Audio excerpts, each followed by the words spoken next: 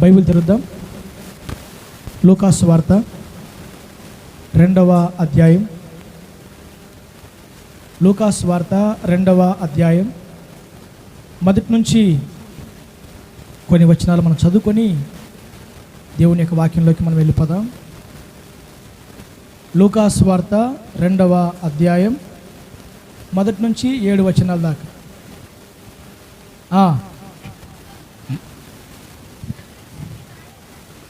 ఆ దినములలో సర్వలోకమునకు ప్రజాసంఖ్య రాయవలనని కైసరు ఔగుస్తు వలన ఆజ్ఞాయను. ఇది కురేనియు సిరియా దేశమునకు అధిపతి అయి ఉన్నప్పుడు జరిగిన మొదటి ప్రజాసంఖ్య.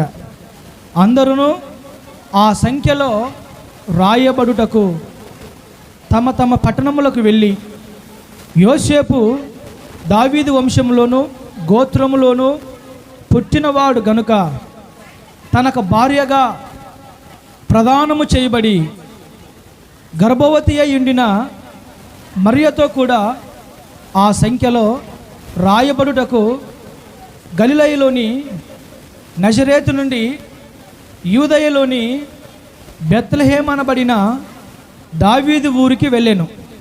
వారు అక్కడ ఉన్నప్పుడు ఆమె ప్రసవ దినములు నిండెను గనుక తన తొలిచూలు కుమారుని కని పొత్తి గుడ్డలతో చుట్టి సత్రములో వారికి స్థలము లేనందున ఆయనను పశువుల తొట్టిలో పరుండబెట్టెను. చాలు చాలు చాలు. చదవబడిన ఈ లేఖన భాగాన్ని అర్థమయ్యే రీతిలో దేవుడు మనకు బోధించును గాక. ఆమేన్. Praise the Lord. మంచిది బిడ్డలారా, కొద్ది నిమిషాలు మీ బైబిల్ క్లోజ్ చేసి తలలు పైకెత్తి దేవుని వాక్యాన్ని శ్రద్ధగా విందాం. ఆ తర్వాత మనం తదుపరి కార్యక్రమానికి వెళ్ళిపోదాం. ఈ లోకంలో అన్నిటికంటే ముఖ్యమైనది దేవుని యొక్క వాక్యం. దేవుని యొక్క వాక్యం కంటే మిన్నైనది, మించినది ఈ భూమి మీద ఇంకే ఒక్కటి కూడా నా దేవుని బిడ్డలారా లేదు. కాబట్టి దేవుని యొక్క వాక్యానికి అధిక ప్రాధాన్యత, అధిక ప్రిఫరెన్స్ మనం ఖచ్చితంగా ఇచ్చేవారముగా ఉండాలి. ప్రపంచమంతటా జరుపుకునే ఒకే ఒక పండుగే క్రిస్మస్ పండుగ. సాధారణంగా ఈ లోకంలో కొన్ని పండుగలు ఉన్నాయి. ఆ పండుగలు కొన్ని గ్రామాలకి, కొన్ని ప్రాంతాలకి, కొన్ని జిల్లాలకి, కొన్ని రాష్ట్రాలకి, కొన్ని దేశాలకు మాత్రమే తెలుసు, వారే చేసుకుంటారు. తెలంగాణ రాష్ట్రంలో కొన్ని పండుగలు చేసుకుంటారు. అవి ఆంధ్ర వాళ్ళు చేసుకోరు, ఇక్కడ తెలియదు వారికి. అలాగే ఆంధ్రాలో కొన్ని పండుగలు చేసుకుంటారు, అవి తెలంగాణ వారికి తెలీదు, వారు చేసుకోరు. అట్లాగే ఈ తెలుగు రాష్ట్రాల్లో చేసుకునే కొన్ని పండుగలు ఇతర రాష్ట్రాల్లో వారికి తెలీదు, అందుకని వారు చేసుకోరు. అలాగే ఇతర రాష్ట్రాల వారు కొన్ని పండుగలు చేసుకుంటూ ఉంటారు. ఏం చేసుకుంటూ ఉంటారు? ఇతర రాష్ట్రాల వారు కొన్ని పండుగలు చేసుకుంటూ ఉంటారు. అవి వారికే తెలుసు, మన రాష్ట్రం వారికి ఎవరికి తెలీదు. అలా ఈ లోకంలో జరుగుతున్న కొన్ని పండుగల గురించి మనం చెప్పుకుంటూ పోతే, కొన్ని పండుగలు కొన్ని ప్రాంతాలకి, కొన్ని రాష్ట్రాలకు మాత్రం పరిమితము. అయితే నా దేవుని పిల్లరా, ప్రపంచమంతటా ఈ భూమి మీద ఎన్ని ఖండాలు ఉన్నాయో, ఈ యూనివర్స్లో ఎన్ని ఖండాలు ఉన్నాయో, అన్ని ఖండాలలో జరుపుకునే ఏకైక పండుగ మనం జరుపుకునే క్రిస్మస్ పండుగ. ఆమేన్. అందుకే భక్తుడైన ఎస్ అన్న గారు ఒక పాట రాశాడు. ఏమనంటే, విశ్వమంతా నీ నామము గణనీయము. ఏంటంట? విశ్వమంతా నీ నామము గణనీయం. ఆయన నామము తెలియని ప్రాంతం లేదు, ఆయన నామం తెలియని రాష్ట్రం లేదు, ఆయన నామం తెలియని జిల్లా లేదు, ఆయన నామం తెలియని ఖండం లేదు, ఆయన నామం తెలియని స్థలమే లేదు. అందుకనే విశ్వమంతా ఆయన నామము తెలుసు. కాబట్టి ఆయన నామం యేసు అనే పేరు, జీసస్ అనే పేరు ప్రపంచమంతటా, సర్వలోకమంతటా తెలుసు కాబట్టి ప్రపంచమంతటా ఈ పండుగను జరుపుకుంటూ ఉంటారు. నా దేవుని బిడ్డలారా, ఈ మాట సగర్వంగా మనం మాట్లాడుకోవాలి, సగర్వంగా మనం తెలియజేసుకోవాలి. ఎందుకంటే మనం ఆరాధిస్తున్న మన దేవుని పండగ విశ్వమంత గణనీయమైన పండగ. హల్లెలూయా. విచిత్రం ఏంటంటే లోకంలో మనుషులందరూ దేవుళ్ళు అయ్యారు, క్రైస్తవ్యంలో దేవుడే మనిషి అయ్యాడు కదా. ఈ లోకంలో ఎంతోమంది మనుషులు రోజుకొక దేవుడు వెలుస్తున్నాడు. బిడ్డలారా, అర్థమవుతుంది మనకి. రోజుకొక ప్రాంతంలో, రోజుకొక గ్రామంలో, రోజుకొక పట్టణంలో ఒక్కొక్క దేవుడు వెలుస్తూ ఉంటాడు. ఫలానా దగ్గర ఫలానా దేవుడు కొత్తగా, ఫలానా రాష్ట్రంలో ఫలానా దేవుడు కొత్తగా, ఫలానా రాష్ట్రంలో. అంటే ఈ లోకంలో మనుషులు దేవుళ్ళుగా చలామణి అవుతుంటారు. క్రిస్టియానిటీలో, క్రైస్తవ్యంలో దేవుడే మనిషిగా భూమి మీదికి దిగి వచ్చెను. ఆమేన్. కాబట్టి ఆయన సర్వలోక మానవాళిని రక్షించడానికి వచ్చిన రక్షకుడు అని దేవుని లేఖనాలు చాలా బాహాటముగా, చాలా కర్రాఖండితంగా తెలియజేస్తున్నాయి. కాబట్టి ఇలాంటి యేసయ్య పండుగ దినాన్ని జ్ఞాపకం చేసుకుంటూ మనం ఆరాధించడం, దేవుని సన్నిధిలో కూడుకోవడం, దేవుని నామాన్ని కీర్తించడం, నా దేవుని బిడ్డలారా, చాలా ఆశీర్వాదకరమైన సమయం. కాకపోతే దేవుని నామాన్ని ఆరాధించాల్సిన సమయాన్ని, దేవుని నామాన్ని ఘనపరచాల్సిన సమయాన్ని క్రైస్తవులు పిండి వంటలకి, షికార్లకి, బంధువులతో, చుట్టాలతో, సహవాసాలకి, సాంగత్యాలకి, కొత్త వస్త్రాలకి, పిండి వంటలకి, ఇల్లు శుభ్రాలకి, లైటింగ్లకి, ఇంకా ఏవేవో వీటి మీద మొగ్గు చూపి, వీటి మీద ఇంట్రెస్ట్ పెట్టి అసలైంది ప్రజలు మరిచిపోతున్నారు. అసలైంది ఏందయ్యానంటే ఆయన యొక్క జన్మదినాన్ని జ్ఞాపకం చేసుకొని కుటుంబ సమేతంగా ఏ ఒక్కరు ఇళ్ళ దగ్గర ఉండకుండా, ఏ ఒక్కరు నిర్లక్ష్యపరులుగా, అశ్రద్ధపరులుగా ఉండకుండా కుటుంబ సమేతంగా దేవుని సన్నిధికి వచ్చి దేవుని నామాన్ని ఆరాధించటమే ఈరోజు చేయాల్సిన శ్రేష్టమైన పని. కాకపోతే నా దేవుని బిడ్డలారా, ఇలాంటి వాటికి ప్రజలు ఇంట్రెస్ట్ చూపించారన్నమాట. పండగ అంటే లోకస్తులందరూ జరుపుకునేటట్టుగానే క్రైస్తవులు జరుపుకుంటున్నారు. లోకస్తులు క్రైస్తవులకు తేడా ఏంటంటే ఏమి లేదు. ఇంకా వారు ఎలాగా లోకంలో సంతోషిస్తారో క్రైస్తవులు కూడా అలాగే లోకంలో సంతోషిస్తూ ఉంటారు. దేవుని సన్నిధికి వెళ్ళాలి, దేవుని సన్నిధికి పరిగెత్తుకుంటూ రావాలి, దేవుని సన్నిధికి పరుగు పరుగున వచ్చి ఆయన నామాన్ని ఆరాధించాలి, సంతోషంగా దేవుని మందిరంలో గడపాలి, సంతోషంగా దేవుని నామాన్ని తమాషా తమాషా తోలు తీస్తారే, బాగుచ్చో బాగుచ్చో. దేవుని సన్నిధిలో గడపాలి, దేవుని సన్నిధిలో ఉండాలి, దేవుని సన్నిధిలో దేవుణ్ణే ఎక్కువగా మనం ఆరాధించేవారిగా, గణపరిచేవారిగా, కీర్తించేవారిగా ఉందుము గాక. మీరు ఆమెను చెప్పరు, మీ నోటికి అవి రావు. ఇప్పుడు ఇంటికి వెళ్ళి నోటికి పని చెప్పమంటే బాగా చెప్తారు మీరు. ఇలాంటి మాటలు చెప్పినప్పుడు ఆమెనని కానీ, స్తోత్రం అని కానీ, హల్లెలూయా అని కానీ ఏమి రావు, ఏమి రావు. మనకి మాట్లాడమంటే బాగా మాట్లాడతాం, గంటల సేపు వ్యవహారాలు చేయంటే గంట సేపు వ్యవహారాలు చేస్తాం, తిండి తినమంటే గిన్నెల కాడ కూర్చొని గంట సేపు తింటాం, ఇంత తింటాం, ఇంత పొడి పెంచుతాం, మళ్ళీ మనం నోటితో పని చెప్తాం. దేవుని నామాన్ని ఆరాధించాలి, దేవుని నామాన్ని గణపరచాలి, దేవుని నామాన్ని కీర్తించాలి, దేవునికి ఉత్సాహ బలులు, సంతోష స్తోత్ర గీతాలు అర్పించే వారిగా మన నోరుని మన యేసయ్య నింపునుగాక. హల్లెలూయా. కాబట్టి నా ప్రియమైన దేవుని బిడ్డలారా, యేసుక్రీస్తు ప్రభు సర్వలోక మానవులందరి కొరకు 2024 సంవత్సరాల క్రితము పరలోక సింహాసనాన్ని విడిచిపెట్టి దేవుని కుమారుడై ఉండి మనుషుని పోలికగా పుట్టి దాసుని స్వరూపాన్ని ధరించుకొని ఈ భూమిపై అరుదించి ఆయన సర్వలోకంలో ప్రజలందరి విడుదల విమోచన కొరకై మరణించి తిరిగి లేచి మృత్యుంజయుడై పునరుద్ధానుడై మరలా ఆయన ఆశీనుడై పరలోకానికి వెళ్ళాను. బైబిల్లో మనం చదువుకున్న లేఖన భాగాల్లో మనం గమనిస్తే గాబ్రియేల్ అనే దేవదూత మరియమ్మ దగ్గరకు వచ్చి, దయాప్రాప్తురాలా నీకు శుభము, నీవు గర్భం ధరించి కుమారుని కనబోతున్నావు, ఆయనకు నువ్వు యేసు అని పేరు పెడతావు. ఆ పేరుకి అర్థం ఏంటంటే రక్షకుడు అని అర్థము. తన ప్రజలను వారి పాపము నుండి శాపము నుండి విడిపించి విమోచించి పరలోక రాజ్యాన్ని ప్రజలకు అనుగ్రహించుటకు రక్షకుడుగా ఆయన ఈ భూమి మీద జన్మించబోతున్నాడు. కాబట్టి నీవు స్త్రీలలో ఘనపరచబడిన దానువు అవుతావు అని మాట్లాడితే మరియమ్మ అంటది, నేను పురుషుని ఎరగందాన్ని కదా, ఇది ఎలా సాధ్యం నాకు అని మరియమ్మ మాట్లాడుతుంది.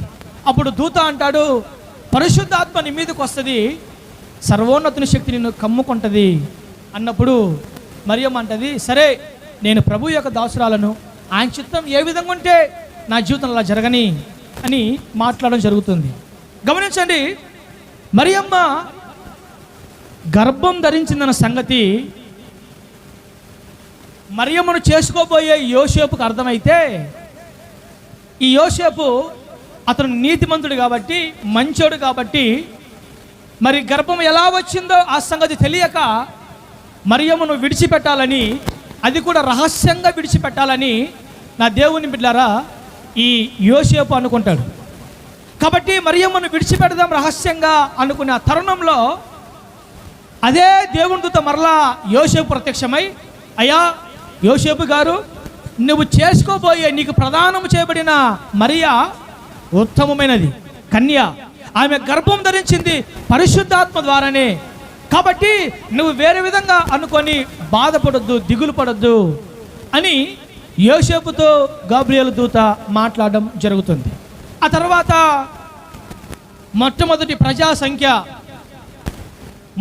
ప్రజా సంఖ్య రాయాలని చెప్పేసి ఆజ్ఞ జారీ అయినప్పుడు, మరి గలిలయలో నజరేత్ అనే ఊరిలో ఉన్న యోసేపు మరియమ్మలు యోసేపు ఊరైన దావీదు ఊరనబడిన యోసేపు ఊరైన బెత్లెహేము ప్రాంతానికి వెళ్ళడం జరుగుతుంది.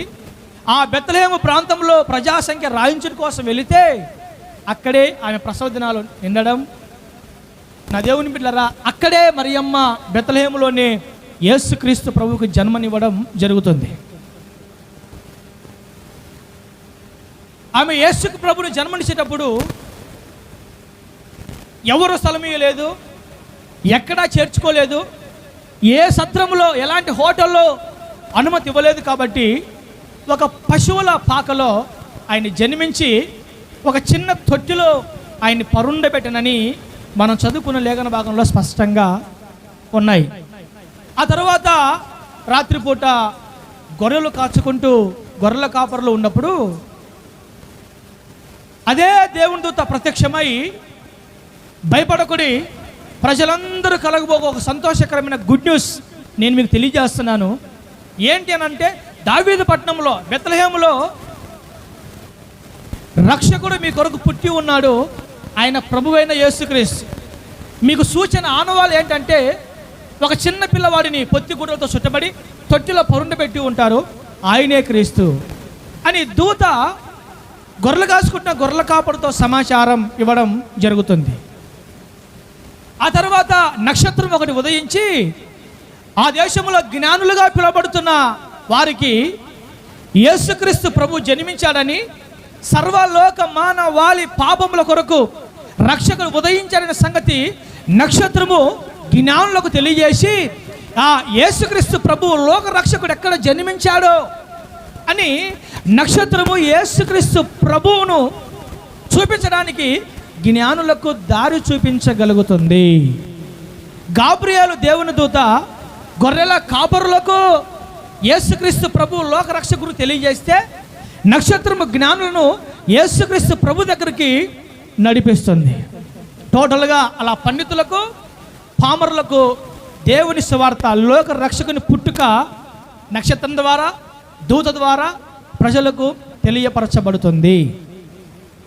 ఈ జ్ఞానులు ఏం చేస్తారంటే, ఆ నక్షత్రాన్ని ఫాలో అవుతూ బెత్లెహేము అనే ఊరికి వచ్చిన తర్వాత, నా దేవుని బిడ్డలారా, వాళ్ళు ఏం చేస్తారంటే, ఆ బెత్లెహేమును పరిపాలించే హేరోదు రాజు దగ్గరికి వెళ్ళి, అయ్యా యూదుల రాజుగా పుట్టిన వాడు ఎక్కడ ఉన్నాడు, మేము ఆయన నక్షత్రాన్ని చూచి వచ్చితిమి అని ఈ జ్ఞానులు అదివరకే బెత్లెహేమును పరిపాలిస్తున్న హేరోదు రాజు దగ్గరికి వెళ్ళి ఇలా మాట్లాడతారు. అప్పుడు వెంటనే హేరోదు అంటాడు, యూదుల రాజుగా ఉన్నవాడు నేనే కదా, ఇంకెవరు రాజు? యూదులను పరిపాలించేవాడిని, యెరూషలేమును పరిపాలించేవాడిని, ఈ బెత్లెహేం పట్టణాన్ని పరిపాలించే రాజును నేనే కదా, ఇంకెవరు రాజు అంటే, లేదు లేదు, యూదులను పరిపాలించే యూదుల రాజు పుట్టి ఉన్నాడు, ఆయన నక్షత్రాన్ని చూసి మేము వచ్చితిమి, ఆయన ఈ దేశంలోనే ఈ పట్టణంలోనే ఆయన జన్మించాడు అని జ్ఞానులు హేరోదుతో మాట్లాడితే బైబిల్ రాయబడింది, హేరోదంట కలవరపడెను అని రాయబడింది. వెంటనే అవునా, సరే, ఆ యూదుల రాజు ఎక్కడ పుట్టాడో మీరు కనుక్కొని తిరిగి నాకు మళ్ళీ సమాచారం ఇవ్వండి, నేను కూడా వచ్చి పూజిస్తానని జ్ఞానులతో హేరోదు రాజు కపటముగా మాట్లాడినప్పుడు, నా దేవుని బిడ్డలారా, ఈ జ్ఞానులు మరలా నక్షత్రాన్ని ఫాలో అవుతూ వెళ్ళి యేసుక్రీస్తు ప్రభువు ఉండే స్థలానికి వెళ్ళి బంగారు సాంబ్రాణి బోలము సమర్పించి ఆయనను పూజించి ఆయనను ఆరాధించిరి. తర్వాత మరల వాళ్ళు అదే దారిన వెళ్లకుండా హేరోదు చంపడానికి ప్లాన్ చేశాడని చెప్పి ఆ దారిన వెళ్ళొద్దు, ఇంకో దారిన వెళ్ళండి అని జ్ఞానులకు దేవుని దూత మాట్లాడితే వారు అక్కడికి వెళ్లకుండా మరొక దారిన వారి దేశానికి వారు వెళ్ళిపోతారు. ఈ సంగతి హేరోదు రాజు గమనించి ఏం చేస్తాడయ్యా అని అంటే, ఎక్కడ పుట్టాడో యూదులకు రాజు తెలియదు, నేనున్నాను ఒక రాజుని, మరొక రాజు దేనికి ఇంకా అని చెప్పి కలవరిపడి కంగారు పడి ఆ రాజు ఎక్కడ పుట్టాడో ఏ ప్లేస్లో ఉన్నాడో తెలియక ఆ రోజు జరిగిన ఘోరాతి ఘోరం ఏంటంటే, ఇంచుమించు 2 సంవత్సరాల లోపు మగపిల్లలందరినీ హేరోదు రాజు చంపించడం జరుగుతుంది. ఎందుకంటే వారిలో ఒకవేళ యేసు ప్రభు ఉన్నాడేమో, ఆయన రాజుగా మారుతాడేమో అని చెప్పి చంపించడం జరుగుతుంది. అది వరకే ఈ సంగతి గమనించిన యోసేపు మరియములు చిన్న బాలుడుగా ఉన్న యేసు ప్రభుని తీసుకొని ఐగుప్తు దేశానికి వెళ్ళడం జరుగుతుంది. That is history. అది జరిగిన సంఘటన మొత్తం మీరు గమనించండి దేవుని బిడ్డలారా. మనం చదువుకున్న ఈ లేఖన భాగాలలో యేసుక్రీస్తు ప్రభువు లోకరక్షకుడు, దేవాది దేవుడు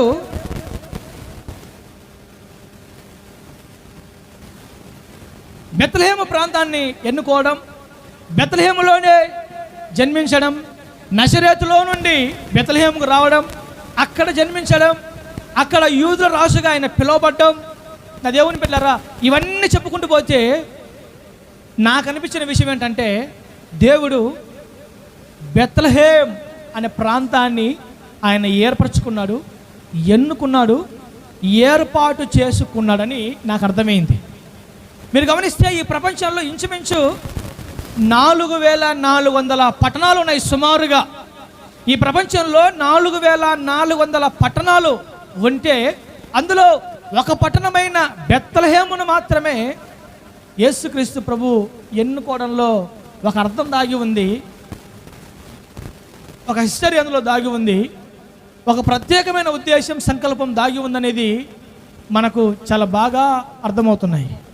ఈరోజు ఈ క్రిస్మస్ పండుగ దినాన ప్రభు నా మనసులో పెట్టే మాట ఏంటంటే, క్రిస్మస్ అంటే క్రీస్తును ఆరాధించడమే. కాబట్టి దేవుని బిడ్డలారా, యేసుక్రీస్తు ప్రభువుని ఆరాధించాలి, యేసుక్రీస్తు ప్రభువుని సేవించాలి, యేసుక్రీస్తు ప్రభువుని గణపరచాలి, యేసు ప్రభుని హృదయపూర్వకంగా, ఆయన ఆత్మ కనుక ఆయన ఆరాధించేవారు ఆత్మతోనూ సత్యముతోనూ ఆరాధించాలి అని లేఖనాలు సెలవిస్తున్నాయి. కాబట్టి క్రిస్మస్ అనే పదానికి ఒకటే ఒక అర్థం, మనము మన దేవుణ్ణి హృదయపూర్వకంగా ఆరాధించగలగాలి.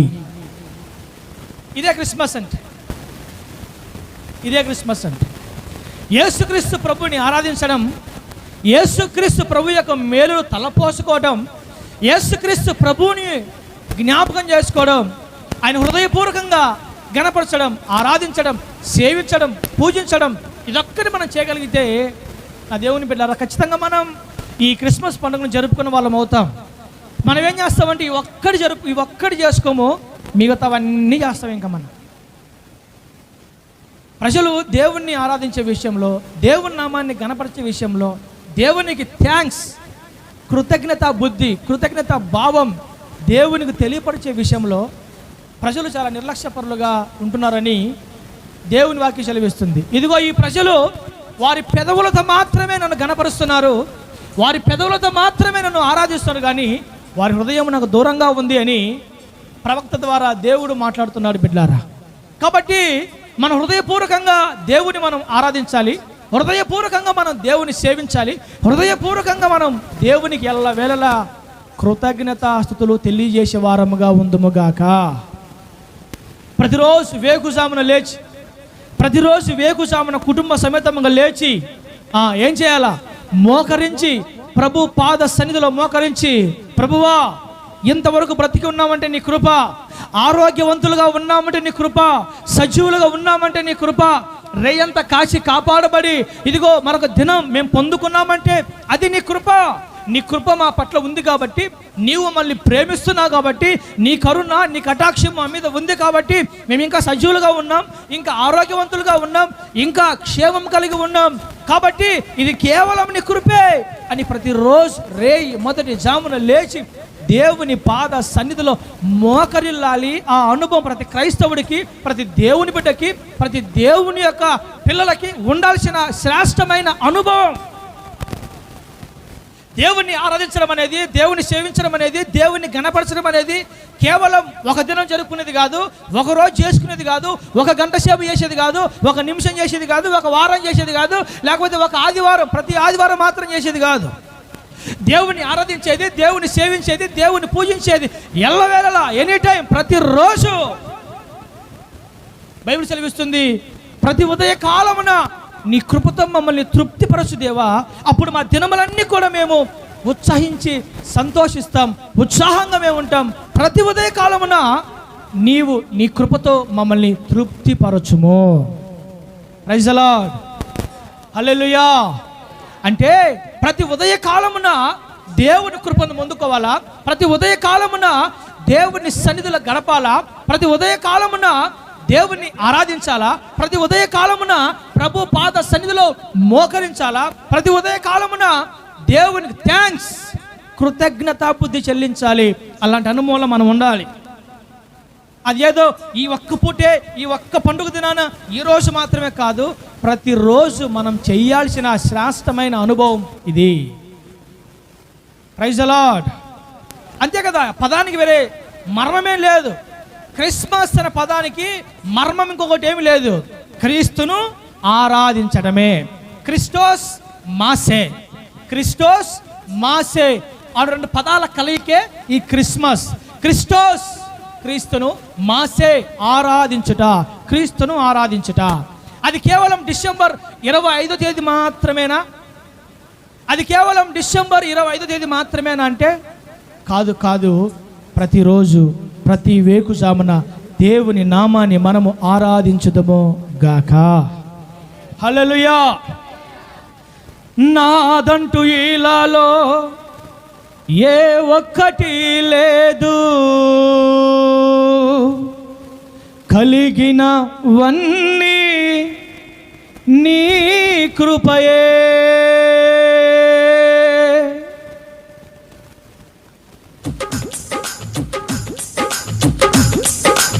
చప్పట్లు కొడదా. నాదంటూ ఇలాలో ఏ ఒక్కటి లేదు, కలిగినవన్నీ నీ కృపయే. నాదంటూ ఇలాలో ఏ ఒక్కటి లేదు, కలిగినవన్నీ నీ కృపయే. బ్రతికున్నానంటే నీ కృపానా, ఆయుష్కాలము నీ కృప. బ్రతికున్నానంటే నీ కృపానా, ఆయుష్కాలము నీ కృప. కృప వెంబడి కృపను. చప్పలు కొడదాం, గట్టిగా గట్టిగా చప్పలు కొడదాం. ప్రతి ఒక్కరు నోరు తెరదాం, ప్రతి ఒక్కరు గట్టిగా చప్పలు కొడదాం, కొట్టాలి గట్టిగా. కృప వెంబడి కృపను పొందుట, పొందుచు కృపలోనే సాగెదను, కృప వెంబడి కృపను పొందుచు కృపలోనే అత్యున్నతమైన కృపా సత్యములు కలిగి వేవేల మందికి కృప చూపు యేసయ్యా. అత్యున్నతమైన కృపా సత్యములు కలిగి వేవేల మందికి కృప చూపు యేసయ్యా. స్తోత్రం. గ్లోరీ. గట్టిగా హుషారుగా హుషారుగా హుషారుగా.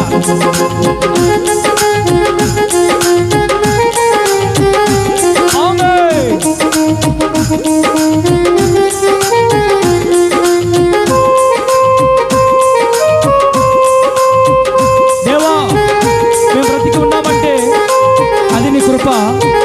మా ఆయుష్కాలము అది నీ కృప. జీవించి ఉన్నామంటే అది నీ కృప. మాకు కలిగినవన్నీ నీ కృపయే.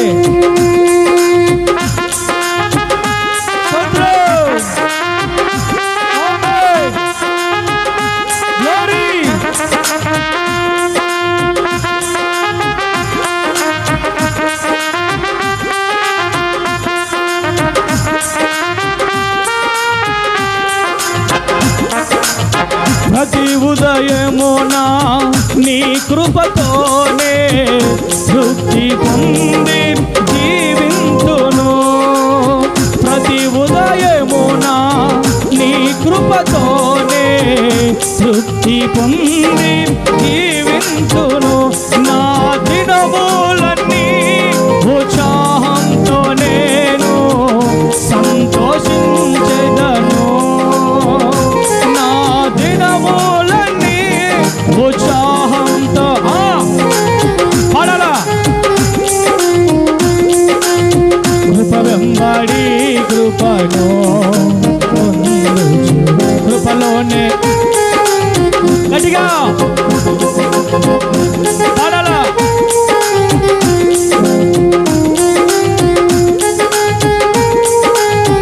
నీ కట్టడాలను నేను నేర్చుకొనున్నట్లు శ్రమ నొందియుండుట మేలాయెను. నీ కట్టడాలను నేను నేర్చుకొనున్నట్లు శ్రమ నొందియుండుట మేలాయెను. నీ మాటలే కృపా కనికరములై నా దుఃఖములో ఓదార్చెను. నీ మాటలే నీ మాటలే నీ మాటలే నీ మాటలే నీ మాటలే నీ మాటలే నా దుఃఖములో ఓదార్చెను. ఏ మంచితనము నాలో ఏరి కోరు, ఏ మంచితనము నాలో లేకున్నా ఏరి కోరు.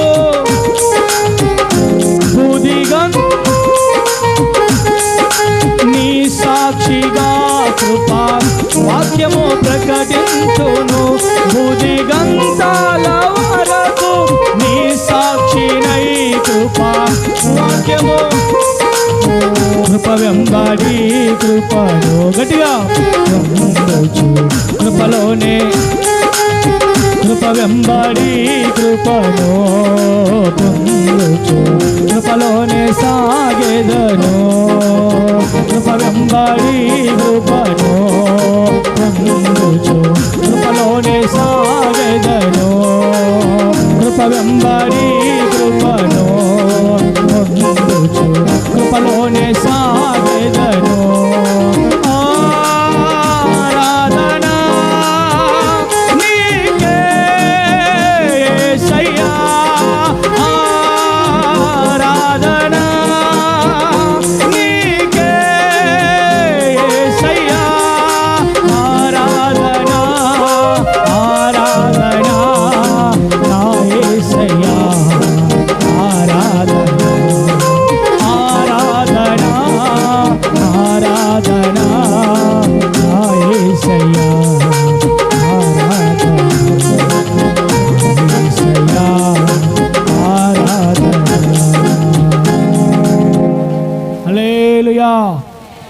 ప్రతిరోజు వేకుజామున ఉదయకాలమున రేయి మొదటి జామున లేచిన వెంటనే కుటుంబ సమేతముగా, ప్రతిరోజు రేయి మొదటి జామున లేచిన వెంటనే కుటుంబ సమేతముగా దేవుని సన్నిధిలో మోకరించి, దేవుని సన్నిధిలో సాష్టాంగ నమస్కారం చేసి, దేవుని పాద సన్నిధిలో మోకరించి, బ్రతికి ఉన్నామంటే నీ కృప, జీవిస్తున్నామంటే నీ కృప, ఆరోగ్యం ఉందంటే నీ కృప, నీవే లేకపోతే మా బ్రతుకులు భూమి మీద లేవు.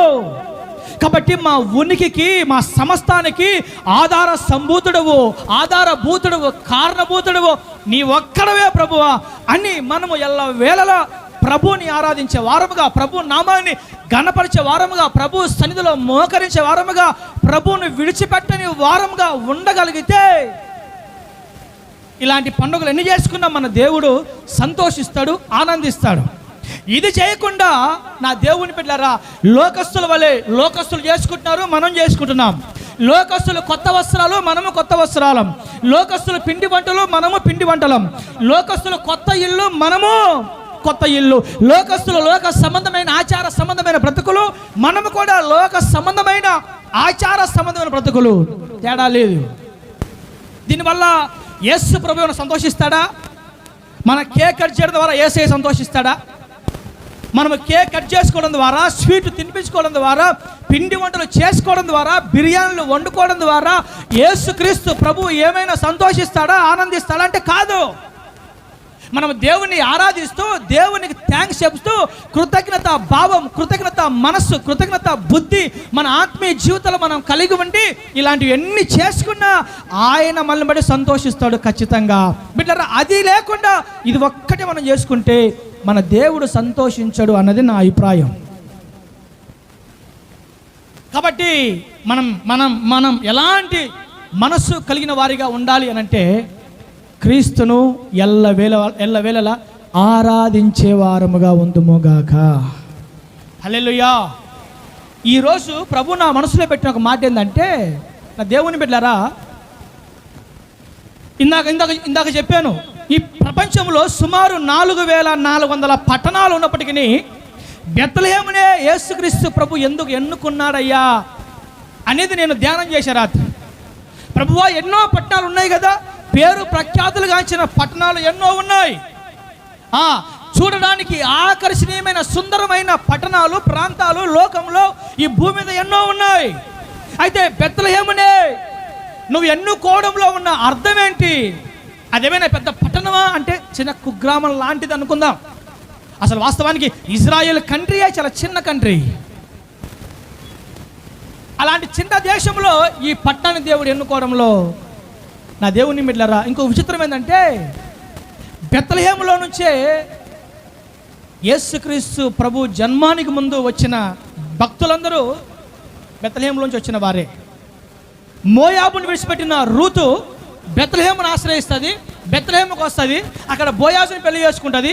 అక్కడలో నుంచి రూతు, బోయాజులో నుంచి ఓబేదు, యెషయి, అక్కడ నుంచి దావీదు, అక్కడ నుంచి మరియమ్మను పెళ్లి చేసుకున్న యోసేపు, బెత్లెహేము దావీదు సంతానం వాడే.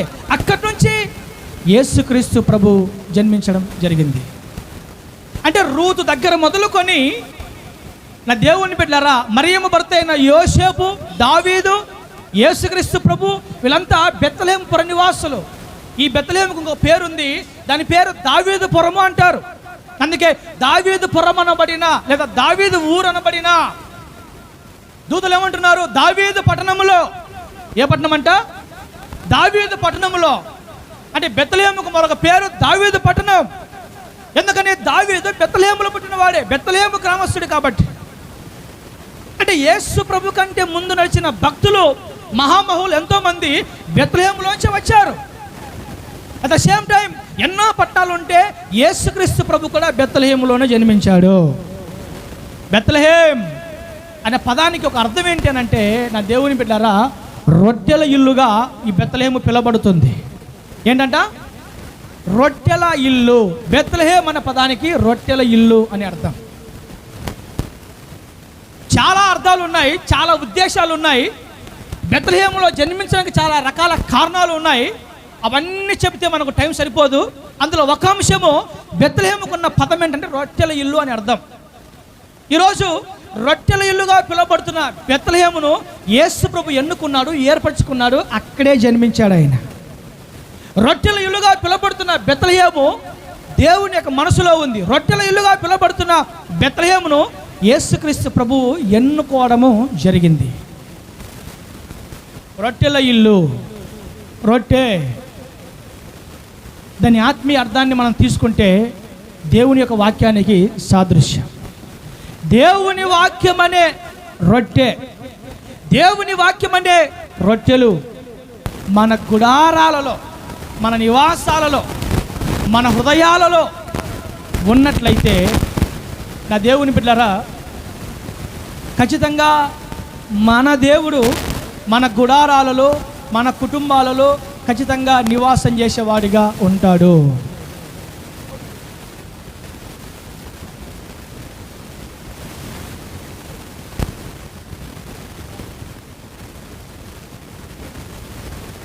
ప్రైజ్ ది లార్డ్, హల్లెలూయా. అంటే రొట్టెల ఇల్లు అని పిలువబడుతున్న ఈ ప్రాంతాన్ని యేసు ప్రభువు ఎన్నుకోవడానికి చెప్పుతున్న అర్థం ఏంటంటే, రొట్టె దేవుని వాక్యానికి సాదృశ్యం కాబట్టి నా దేవుని బిడ్డలారా, ప్రతి క్రైస్తవుడు, ప్రతి దేవుని బిడ్డ యేసుక్రీస్తు ప్రభువుని ఆరాధిస్తున్నవాడు ప్రతిరోజు వేకుజామున లేచి మా ఉనికికి, మా బ్రతుకుకి కారణ సంబూతుడు నీవే, నీవు తప్పితే వేరొకటి లేదు ప్రభువా అని యేసు ప్రభుని ఆరాధించే ప్రతి క్రైస్తవుడిలో, యేసుక్రీస్తు ప్రభువుని సేవించే ప్రతి దేవుని బిడ్డలో ఉండాల్సిన శ్రేష్టమైన గుణము, లక్షణం ఏంటంటే రొట్టెకు సాదృశ్యంగా ఉన్న దేవుని వాక్యం సమృద్ధిగా కుటుంబాలలో, హృదయాలలో, జీవితాలలో ఉండాలి. దేవుని వాక్యం అనే రొట్టె మన హృదయంలో ఉండాలి. దేవుని వాక్యం అనే రొట్టెలు మన గుడారంలో ఉండాలి. ఎప్పుడైతే దేవుని వాక్యం మన జీవితంలో కలిగి వాక్యానుసారమైన బ్రతుకు, ఆజ్ఞానుసారమైన జీవితము, లేఖనాల్లో చెప్పిన ప్రకారం మనం బ్రతికిన వారం అయితే ఖచ్చితంగా ఆయన మన గుడారంలో నివాసం చేస్తాడు. ఖచ్చితంగా మన కుటుంబాలను దీవిస్తాడు. నిండైన మెండైన దీవెనతో మన కుటుంబాలను ఆయన నింపుతాడు. అంత మాత్రం కాదు, మనల్ని బట్టి మన దేవుడు సంతోషిస్తాడు. ఎప్పుడు ప్రజలందరూ కలగబోయే సంతోషం ఎప్పుడయ్యా అనంటే, బెత్లెహేములో జన్మించిన ఆ యేసయ్య మన గుడారాలో జన్మించాలి. బెత్లెహేములో జన్మించిన ఆ యేసయ్య మన హృదయాల్లో జన్మించాలి. బెత్లెహేమును ఎన్నుకున్న ఆ యేసు ప్రభు మనల్ని ఎన్నుకోవాలి. దేవుని వాక్యానుసారంగా మనం బ్రతుకుతుంటే, దేవుని వాక్యం మన హృదయంలో, మన గుండెల్లో ఉంటే నా దేవుని బిడ్డలారా, ఖచ్చితంగా దేవుడు మనలో నివాసం చేస్తాడు. మనము కూడా అనేకులకు మన ద్వారా మన యేసయ్యను మనము చూపించగలుగుతాము. హల్లెలూయా. బెత్లెహేము అంటే రొట్టెల ఇల్లు. ఈ బెత్లెహేముకు ఎన్నో, ఆయన జన్మించడానికి ఎన్నో కారణాలు ఉన్నాయి. అందులో ఒకటే చెప్తున్నా నేను, అదే రొట్టెల ఇల్లు. ఈరోజు దేవుని వాక్యం అనే రొట్టె, దేవుని వాక్యం అనే జీవాహారం, దేవుని వాక్యం అనే రొట్టె మనము సమృద్ధిగా భుజించాలి, సమృద్ధిగా మనలో ఉండాలి. ఆ దేవుని బిడ్డలారా, నా వైపు చూడండి, ఒక మాట చెప్తాను. మనం ఏదైనా ఒక మాట మాట్లాడాలి అని అంటే, ఇలా మాట్లాడవచ్చా? లేఖనం ఏమి చెబుతుంది? దేవుని వాక్యం ఏమి సెలవిస్తుంది? ఇలా మాట్లాడవచ్చని, మాట్లాడకూడదని లేఖనం బైబిల్లో ఉందా అని సరిచూసుకోవాలి, సరి చేసుకోవాలి. మనం ఏదైనా ప్రవర్తించాలి, ఏదైనా ఎక్కడికైనా వెళ్ళాలి, ఏదైనా తలపెట్టాలి, ఏదైనా చేయాలి అని అంటే ఇది వాక్యానుసారమా, ఇది వాక్యానుసారము కాదా, ఇది లేఖనాల్లో ఏం చెబుతుంది, దేవుడు ఇలా చేయొచ్చు అంటున్నాడా, చేయకూడదు అంటున్నాడా అని మనల్ని మనం సరి చేసుకోవాలి. అంటే దేవుని వాక్యం చేత నడిపించబడేవాడు, దేవుని వాక్యానుసారంగా బ్రతికేవాడు, దేవుని వాక్యము గుండెలో సమృద్ధిగా ఉండేవాడు, దేవుని వాక్యం అనే రొట్టెని సమృద్ధిగా కలిగి ఉన్నవారు ఖచ్చితంగా దేవుని వాక్యానుసారంగా ఆజ్ఞల మార్గంలో బ్రతుకుతారు, జీవిస్తారు. ఈరోజు మనం తీసుకునే కొన్ని నిర్ణయాలు వాక్యానుసారమైన, ఈరోజు మనం చేస్తున్న కొన్ని పనులు వాక్యానుసారమైన, ఈరోజు మనం ఎన్నుకున్న కొన్ని ప్రాంతాలు వాక్యానుసారమైన, ఈరోజు మనం ప్రవర్తిస్తున్న కొంత ప్రవర్తన అది వాక్యానుసారమా, ఈరోజు మన ప్రవర్తన వాక్యానుసారంగా ఉందా, మన జీవితం వాక్యానుసారంగా ఉందా, మనం తలపెడుతున్న కార్యాలు వాక్యానుసారంగా ఉన్నాయా, మనం తీసుకుంటున్న నిర్ణయాలు వాక్యానుసారంగా ఉంటున్నాయా, మనం చేస్తున్న పని పాటల్లో దేవుని వాక్యానుసారంగా మనం బ్రతకగలుగుతున్నామా అన్నది ప్రతి క్రైస్తవుడు ఖచ్చితంగా సరి చేసుకోవలసిన అవసరము. రొట్టెల ఇల్లు, రొట్టెలు సమృద్ధిగా ఉండే నివాసం, లేకపోతే దేవుని వాక్యం అనే ఆహారం సమృద్ధిగా కలిగిన కుటుంబాలే బెత్లెహేములు. అలాంటి ప్లేసుల్లో యేసయ్య జన్మిస్తాడు. అలాంటి వారిని ఎన్నుకున్నాడు, ఏర్పరచుకుంటాడు కూడా. కొన్నిసార్లు మనం ఇష్టానుసారంగా ప్రవర్తిస్తూ ఉంటాం, కొన్నిసార్లు మనం ఇష్టానుసారంగా మనం బ్రతుకుతూ ఉంటాం, కొన్నిసార్లు మనకు నచ్చినట్టుగా మనం చేస్తూ ఉంటాం. దేవుని బిడ్డలారా, ఈరోజు మనం ఏం చేయాలంటే కూడా ఇలా చేయొచ్చు అన్నా, ఇదిగో ఈ నిర్ణయం తీసుకున్నానన్నా, ఇది వాక్యానుసారమేనా అన్న, ఈ ఆలోచనలు, ఈ ప్లానింగ్లో నేను ఉన్నాను అన్న, ఇది వాక్యానుసారమేనా అన్న, పలానా ప్లేస్, పలానా ప్రాంతం నేను వెళుతున్నాను అన్న, ఇది వాక్యానుసారమేనా, ఇదిగో పలానా స్థలాల్లో మేము వెళుతున్నాను అన్న, ఇది కరెక్టేనా అని మీకు తెలియకపోతే తెలుసుకోవాలా. వాక్యానుసారంలో ఈరోజు దేవుని బిడ్డలు చాలా తప్పులు చేస్తున్నారండి, చాలా పొరపాట్లు చేస్తూ ఉంటారు. తెలియకే చాలామంది చాలా పొరపాట్లు చేస్తారు. ఈరోజు మన జీవితంలో మనం చేస్తున్న పొరపాట్లకి కారణం ఏంటంటే దేవుని వాక్యం మనకు తెలియక, దేవుని వాక్యానుసారంగా బ్రతకడం మనకు చేత కాక. సంవత్సరం వస్తే కొత్త కూడరికి వెళ్తారు. కొత్త కూడరికి వెళ్ళి ఏమండి ఏంటి వెంట్రుకలు ఇస్తూ వస్తూ ఉంటారు క్రైస్తవులు. వాక్యానుసారమా అది? అది వాక్యానుసారమా? చాలా వ్యతిరేకం అది వాక్యానికి. నామకార్థమైన పండుగలు కొంతమంది జరుపుకుంటూ ఉంటారు, వెళ్ళకూడని స్థలాలకి కొంతమంది వెళుతూ ఉంటారు. అది వాక్యానుసారమా? వాక్యానుసారం కాదు. కొంతమంది క్రైస్తవులే కొన్ని ఆచారాలు చేస్తూ ఉంటారు, కొన్ని క్రైస్తవులే కొన్ని ఆచార సంబంధమైనవి చేస్తూ ఉంటారు. అవి వాక్యానుసారమా? వాక్యానుసారం కావు. లేఖనం ఏమి చెబుతుంది? వాక్యం ఏం చెప్తుంది? ఇలా చేయమని వాక్యం చెప్పిందా? ఇలా బ్రతకమని వాక్యం చెప్పిందా? ఇలా జీవించమని వాక్యం చెప్పిందా? ఇలా ప్రవర్తించమని వాక్యం చెప్పిందా? ఇదిగో అలాంటి పండుగ చేసుకోమని వాక్యం చెప్పిందా? చాలామంది క్రైస్తవులు సమాధుల పండుగ అంట, సమాధుల పండుగ చేసుకుంటారు. సమాధుల పండుగ చేసుకుని వాక్యం చెప్పిందా? It's false. అంటే ఇవన్నీ ఒక ఆచార సంబంధమైన, పితరులు ఎందరో కొంతమంది కొన్ని నామకార్థమైన ఆచార సంబంధమైనవి వేశారు. క్రైస్తవులు అనేకులు వాటినే ఫాలో అవుతున్నారు. గుణదలకి వెళ్తారు, మొక్కుబడి తీసుకుంటారు. విజయవాడ గుణదలకి వెళ్తారు, మొక్కుబడి తీసుకుంటారు. కొత్త కూడరికి వెళ్తారు, వెంట్రుకలు ఇస్తారు. నా దేవుని బిడ్డలారా, ఇవన్నీ వాక్యానుసరమైనవి కావు. కొంతమంది లోకానుసరం ప్రవర్తన, కొంతమంది లోకానుసర జీవితం, లోకానుసరమైన మాటలు, ఇదంతా వాక్యానుసరమా? వాక్యానుసరం కాదు. మరి ఏం చేయాలి? ఎలా ఉండాలి? దేవుని వాక్యం అనే ఆహారం మన గుండెల్లో సమృద్ధిగా ఉంటే ఏమి చేయాలో, ఏమి చేయకూడదో, ఎక్కడికి వెళ్ళాలో, ఎక్కడికి వెళ్ళకూడదో, ఎలా ప్రవర్తించాలో, ఎలా ప్రవర్తించకూడదో అన్నీ మనకు చాలా బాహాటముగా అర్థమవుతాయి. ప్రైజ్ ది లార్డ్, హల్లెలూయా. యేసు ప్రభు బెత్లెహేమునే ఎందుకు ఎన్నుకున్నాడన్నా అని అంటే, ఆ బెత్లెహేము రొట్టెల ఇల్లు. రొట్టె అంటే దేవుని వాక్యము. దేవుని వాక్యము కలిగిన గుడారాలుగా, దేవుని వాక్యము కలిగిన నివాసాలుగా, దేవుని వాక్యము కలిగిన కుటుంబాలుగా, దేవుని వాక్యము కలిగిన ఇల్లుగా మన నివాసాలు ఉండాలి. అందుకే యేసు ప్రభు ఆ అర్థాన్ని ఇచ్చే బెత్లెహేములో ఆయన జన్మించడం నా దేవుని బిడ్డలారా జరిగింది. మీరు గమనించండి, బెత్లెహేములో కరువు వచ్చింది, బెత్లెహేములో కష్టం వచ్చింది, బెత్లెహేములో ఇబ్బంది ఎదురైందని చెప్పి నయోమి ఏం చేసింది? ఆ బెత్లెహేమును విడిచిపెట్టి మోయాబుకి వెళ్ళిపోయింది. రొట్టెల ఇల్లును, రొట్టెలు సమృద్ధిగా ఉండే ఆ స్థలములో కరువు వచ్చిందని, కష్టం వచ్చిందని ఏం చేసింది? మోయాబుకి వెళ్ళిపోయింది. మోయాబు శపితమైనది, శాపగ్రస్తమైనది, పాపం, లోకం, దేవుని లెక్కలో లేనిది, పాప సంబంధమైనది. ఇక్కడ కాదని అక్కడికి వెళ్ళింది, ఇక్కడ కాదని అక్కడ ఏదో చేద్దాము, సాధిద్దామని వెళ్ళింది. నయోమి భర్త, కుమారులు అక్కడే చనిపోవడం జరిగింది. ఇంత దుర్గతి నయోమి జీవితంలో ఎందుకు ఎదురైంది అంటే బెత్లెహేములో ఉండకనే, బెత్లెహేమును విడిచిపెట్టి పోవడమే. ఎందుకు విడిచిపెట్టేది? కష్టం వచ్చింది, కరువు వచ్చింది, ఇబ్బంది ఎదురైంది. కాబట్టి మాకు ఈ బెత్లెహేము వద్దు, మాకు ఈ ప్రాంతం వద్దు, మాకు ఈ పట్టణం వద్దు, కరువులో ఉన్నాం, ఇబ్బందులో ఉన్నాం, కష్టంలో ఉన్నాం, కాబట్టి వెళ్ళాలి. మోయాబులో సమృద్ధి ఉంది, అక్కడ హ్యాపీగా బ్రతకగలుగుతాం, అక్కడ ఇంటి మీద ఇల్లు, అంతఃపురాలు కట్టగలుగుతాం, అక్కడ హ్యాపీగా జీవించగలుగుతాం, అక్కడ బిల్డింగులు కట్టగలుగుతాం అని వెళ్ళింది. బిల్డింగులు కాదు, గోరీలు కట్టేసింది. అక్కడ ముగ్గురివి ఎందుకయ్యారంటే బెత్లెహేమును విడిచి వెళ్ళటమే. నా దేవుని బిడ్డలారా, మనం తెలుసుకోవాలా, మనం నేర్చుకోవాలా. ఇంకొక ఆశ్చర్యకరమైన విషయం ఏంటంటే, కరువు వచ్చినా అదే బెత్లెహేములో బోయాజు ఉన్నాడు. కరువు వచ్చినా అదే బెత్లెహేములో ఎంతోమంది బెత్లెహేమీయులు ప్రజలు అక్కడే ఉన్నారు.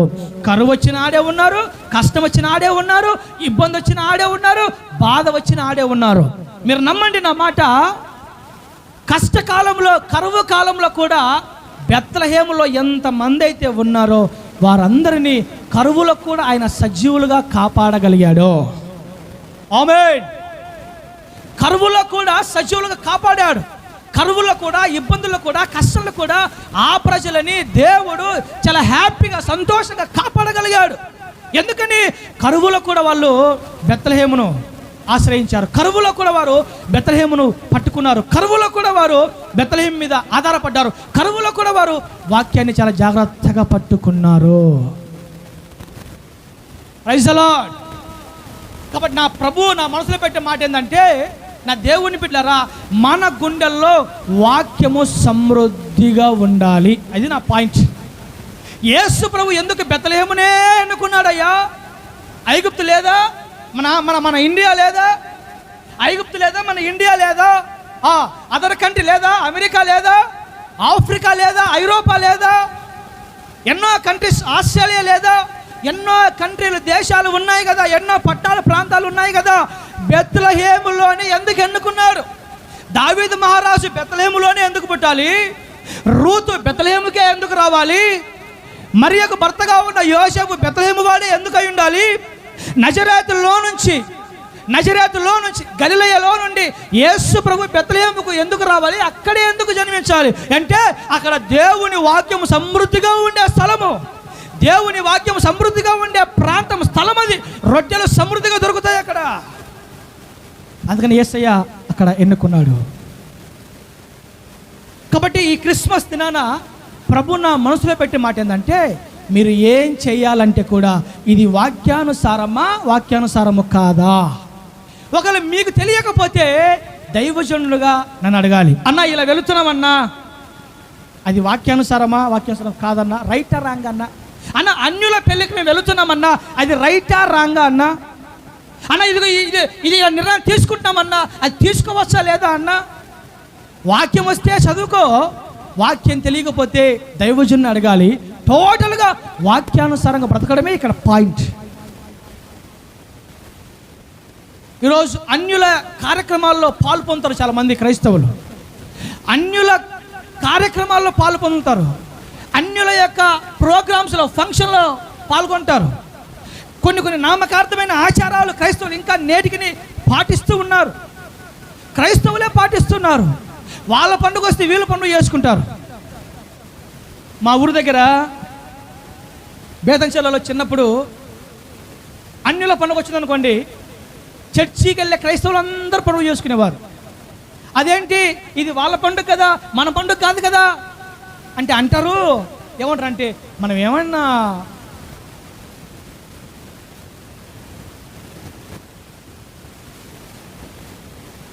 కేవలం వండుకొని తింటున్నాం అంతే అంటారు వీళ్ళు. అది అన్యుల పండుగ కదా, మన పండుగ కాదు కదా, మనం ఎందుకు వండుకోవాలంటే మనం ఏం చేస్తున్నాం? వండుకొని తింటున్నాం అంతే. కొన్నిసార్లు కొంతమంది చెప్పాను నేను, అది మనం చేయకూడదు, అది తప్పు, దాన్ని పాటించబాకండి, అది అన్యుల సంబంధమైంది, అది నామకార్థమైంది, ఆ పండుగలో మనం పాల్గొనకూడదు అని నేను నా నోటితో కొంతమందికి చెబితే వారు వినలా. వారు వినకుండా కొన్ని వాటిలో వారు పాల్గొన్నారు. ఆ పండుగల్లో పాల్గొన్న వెంటనే నా దేవుని బిడ్డలారా, ఒక పనిష్మెంట్ వారి మీదకి రావడం నా కళ్ళతో నేను చూశాను. ఆ తర్వాత మళ్ళీ నాకే ఫోన్ చేశారు, ఇది ఇలా చేశాం, ఇలా వెళ్ళాం, ఇలా అయ్యిందన్నా. నేనేం చెప్పాను? వెళ్ళకూడదమ్మా అని చెప్పాను కదా. మరి మీరేం చేశారు? అందరూ బలవంతం చేస్తే మేము ఉండలేకపోయాం. మేము కష్టంగా వెళ్ళాల్సి వచ్చిన పరిస్థితి. మరి ఇప్పుడు ఏమైంది? ఆడికి వెళ్ళొచ్చాం, బాగాలేకుండా వచ్చాం. ఎందుకు బాగాలేకుండా వచ్చింది? అది మనది కాదు, మన సంబంధమైంది కాదు. అది మన లెక్కలు వేరు, మనం వేరు. అసలు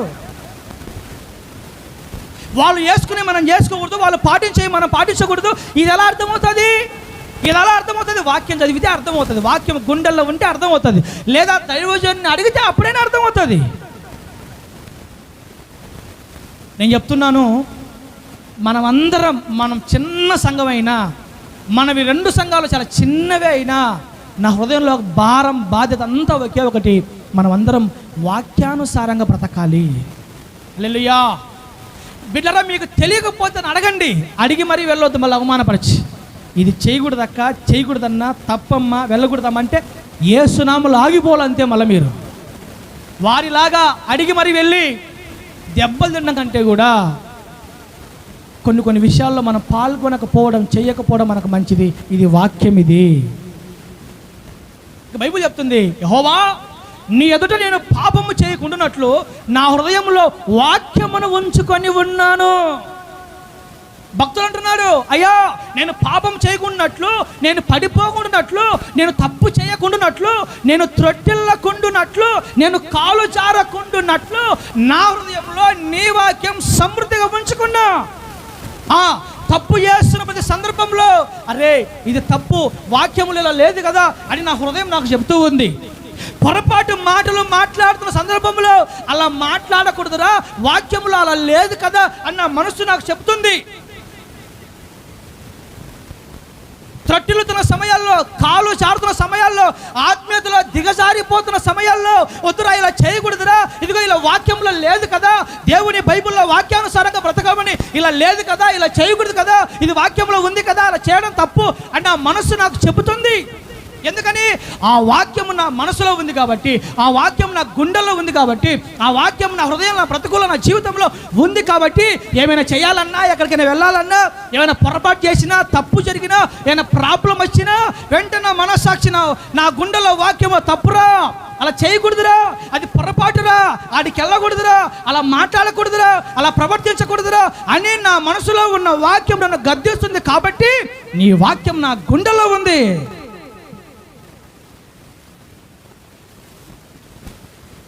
దేవుడు మనుషులతో అనేక రకాలుగా మాట్లాడతాడు బిడ్డారా. శ్రమల ద్వారా మాట్లాడతాడు, శోధనల ద్వారా మాట్లాడతాడు, ప్రకృతి ద్వారా దేవుడు మాట్లాడతాడు, కళల ద్వారా, దర్శనాల ద్వారా దేవుడు రకరకాలుగా మాట్లాడతాడు. దేవుడు మాట్లాడే తీరులో ఒక శ్రేష్టమైన గుణం ఏంటంటే ఆయన తన వాక్యం ద్వారా మాట్లాడడం, ఆయన తన వాక్యం ద్వారా మనతో సరిచేయడం, ఆయన తన వాక్యం ద్వారా మనతో సూటిగా మాట్లాడడమే చాలా ఇంపార్టెంట్. నేను అందుకని ఎక్కువగా కళలకి, దర్శనాలకి ఎక్కువ ప్రిఫరెన్స్ ఇవ్వను. నేను కళలు నమ్మను, దర్శనాలు నమ్మను, ఇంకేవి నమ్మను. నేను వాక్యం ఏం చెప్పింది, వాక్యం ఏముంది, వాక్యం ఏం బయలుపరచబడుతుంది, వాక్యం ఏం మాట్లాడుతుంది, వాక్యం ఏది బోధిస్తుంది, ఇదే మన జీవితానికి మనం సరిచూసుకొని తక్కిన లాంటిది దేవుని యొక్క వాక్యము. హల్లెలూయా. కాబట్టి ఒక అర్థం చెప్తున్నా మీకు, ఒక అర్థం చెప్తున్నా. మనం మనం మనం మనం జరుపుకుంటున్నాం క్రిస్మస్ పండుగని. ఎందుకు జరుపుకుంటున్నాము? మన రాత్రి పాట పాడాం మనం. ఏమని? బెత్లెహేములో సందడి, పశువుల పాకలో. బెత్లెహేములోనే సందడి ఎందుకు? పాట పాడుతున్నాం, బెత్లెహేములో సందడి. ఎందుకు బెత్లెహేములోనే సందడి? బెత్లెహేములోనే సందడి ఎందుకు? బెత్లెహేములోనే ఆనందం ఎందుకు? బెత్లెహేములోనే సంతోషం ఎందుకు? బెత్లెహేములోనే ఎందుకు సందడి చేసుకోవాలా? ఆ బెత్లెహేము రొట్టెల ఇల్లు కాబట్టి, ఆ బెత్లెహేము రొట్టెల ఇల్లు కాబట్టి సందడి చేసుకోవాలా, సంతోషించాలా, ఆనందించాలా, గంతులేయాలా, ఎగిరి గంతేలా, ప్రభుని ఆరాధించాలా. ఆ రొట్టెల ఇల్లు బెత్లెహేము సాదృశ్యం కాబట్టి ప్రతి క్రైస్తవుడు ప్రభుని ఆరాధించాలి, గంతులేయాలి, కీర్తించాలి, పొగడాలి, గణపరచాలి, ఎంతైనా దేవుని స్తుతించాలి. ఎలాగయ్యానంటే దేవుని వాక్యం అనే రొట్టెల ఇల్లుగా మన ఇల్లు ఉంటే, దేవుని వాక్యం అనే రొట్టెల చేత మన ఇంటిని నింపుకుంటే, దేవుని వాక్యం అనే రొట్టెల చేత మన గుండెల్ని నింపుకుంటే అక్కడే సందడి, సంతోషం, ఆనందము. ఆమేన్. కాబట్టి నా దేవుని బిడ్డలారా, ప్రభు ఈరోజు నా మనసులో పెట్టిన మాట ఏంటంటే, యేసయ్య బెత్లెహేములో ఎందుకు జన్మించాడయ్యానంటే, బెత్లెహేము దేవుని యొక్క వాక్యానికి సాదృశ్యంగా ఉన్న ఇల్లు, ప్రాంతం కాబట్టి. ఈరోజు మనం వాక్యానుసారంగా బ్రతుకుతూ ఉన్నామా? వాక్యానుసారంగా జీవిస్తూ ఉన్నామా? వాక్యానుసారంగా ప్రవర్తిస్తూ ఉన్నామా? ఏదైనా చేసేటప్పుడు, ఏదైనా మాట్లాడేటప్పుడు, ఏదైనా ప్రవర్తించేటప్పుడు, ఏదైనా చూసేటప్పుడు ఇది వాక్యానుసారమేనా? ఇలా చేయమని వాక్యంలో ఉందా? ఇలా ప్రవర్తించమని వాక్యంలో ఉందా? ఇక్కడికి వెళ్ళమని వాక్యం చెప్తుందా? ఇది ఇలా చేయమని వాక్యంలో దేవుడు సెలవిచ్చాడా? సరే, మనకు తెలియదు, చదువు రాదు, అవగాహన లేదు. దైవజనుడు అడుగుదాం, మాట్లాడదాం. ఇదిగో ఈ నిర్ణయం తీసుకుంటున్నాం, ఇక్కడికి వెళ్తున్నాం, ఇది చేయాలనుకుంటున్నాం, ఇది వాక్యానుసారమేనా? వాక్యంలో ఉందా ఇలా చేయమని? దైవజనుడు చెప్పాడు, లేదు, వాళ్ళ వాక్యంలో లేదు, వాక్యానుసారం కాదు, వెళితే నష్టపోతారు, వద్దు, అయిపోవాలి. ఇంకా లేదు, మంచిదే, వాక్యానుసారమే, ఇబ్బంది లేదు, హ్యాపీగా సంతోషంగా వెళ్ళండి, ప్రవర్తించండి, మాట్లాడండి, ఓకే, రైట్, మంచిదే. ఏదైనా మన గుండెల్లో వాక్యం ఉంటే చాలు బిడ్డలారా. ఈ వాక్యాన్ని వదిలిపెట్టి నయోమి మోయాబుని ఎన్నుకున్నట్టుగా మనము వాక్యాన్ని వదిలేస్తే ఎలాగా? నయోమి మోయాబుని ఎంచుకున్నట్టుగా, నయోమి మోయాబుని ఆశ్రయించినట్టుగా ఈరోజు మనము లోకాన్ని, లోకములో ఉన్న వాటిని, లోక సంబంధమైన కార్యకలాపాలని లోకస్తులు చేసుకున్నట్టుగా చేసుకునే విధానాన్ని, లోక మర్యాదలు మనం కూడా పాటిస్తూ, లోకములో ఉండే మర్యాదలే, లోకస్తులు చేసుకునే విధి విధానాలే మనం కూడా పాటిస్తూ నయోమి మోయాబుని ఆశ్రయించినట్టుగా మనము మోయాబుని ఆశ్రయిస్తే బెత్లెహేమును వాక్యాన్ని పక్కన పెట్టి మనం అలా జీవిస్తే మన దేవునికి ఏమైనా సంతోషమా? ఆనందపడతాడా అంటే ఏమీ లేదు. నేను చెప్తున్నా ఒక మాట, మీరు ఎంత కరువులో ఉండండి, ఎన్ని కష్టాల్లో ఉండండి, ఎన్ని ఇబ్బందుల్లో ఉండండి, ఎన్ని బాధల్లో ఉండండి, వాక్యాన్ని గట్టిగా పట్టుకోండి. ఆ వాక్యము కరువులో సైతం మిమ్మల్ని పోషిస్తుంది. గట్టిగా చప్పట్లు కొడదాం. ఈ వాక్యము మీ కష్టాల్లో మిమ్మల్ని బలపరుస్తుంది. ఈ వాక్యము మీ బాధల్లో మీకు తోడుగా ఉంటుంది. నీ వాక్యమే నేను బ్రతికించాను, నా బాధల్లో ఇదే నాకు నెమ్మదినిచ్చాను. అందుకే మనం పాట రాసుకున్నాం, నీ మాటలే కృపా కనికరములై నా దుఃఖములో ఓదార్చెను. మనుషులు ఓదారుస్తారా? మనుషులు బలపరుస్తారా? మనుషులు ధైర్యపరుస్తారా? మనుషులు ఓదారుస్తారా? బలపరుస్తారా? ధైర్యపరుస్తారా? తోడుగా ఉంటారా? సహాయం చేస్తారా? పరామర్శిస్తారా? ఏం చేస్తారు? దేవుని వాక్యమే ధైర్యపరుస్తుంది, దేవుని వాక్యమే బలపరుస్తుంది, దేవుని వాక్యమే ఆదరణ ఇస్తుంది, దేవుని వాక్యమే తోడుగా ఉంటుంది, దేవుని వాక్యమే దీవిస్తుంది, దేవుని వాక్యమే నెమ్మదిస్తుంది, దేవుని వాక్యమే బ్రతుకుల్ని కడుతుంది. కనీసము రోజుకు ఒక అధ్యాయము కూడా చదవని క్రైస్తవులు భూమి మీద ఎంతోమంది ఉన్నారు. ఎంత సిగ్గుచేటు, ఎంత దౌర్భాగ్యం, ఎంత అసహ్యము. వీరిని బట్టి దేవుడు ఎంత దుఃఖపడతాడు, ఇలాంటి వారిని బట్టి దేవుడు ఎంత బాధపడతాడు, ఇలాంటి వారిని బట్టి దేవుడు ఎంతగా అవహేళన చెందుతాడు, ఇలాంటి వారిని బట్టి దేవుడు ఎంతగా బాధపడతాడు. నా దేవుని బిడ్డలారా, కనీసం రోజుకి ఒక అధ్యాయం కూడా వాక్యము చదవలేని వారు, ఒక అధ్యాయం కూడా పఠించలేని వారు, ఒక అధ్యాయం కూడా ప్రతిరోజు ధ్యానించలేని క్రైస్తవులు ఎంతోమంది ఉన్నారు. నా బాధ ఏంటంటే, మనం హ్యాపీగా పండుగ చేసుకుందాం. అమ్మ అన్న నా చూడండి, మనం హ్యాపీగా పండుగ చేసుకుందాం, సంతోషిద్దాం, హ్యాపీ గడుపుదాం, తప్పే లేదు, ఇబ్బంది లేదు.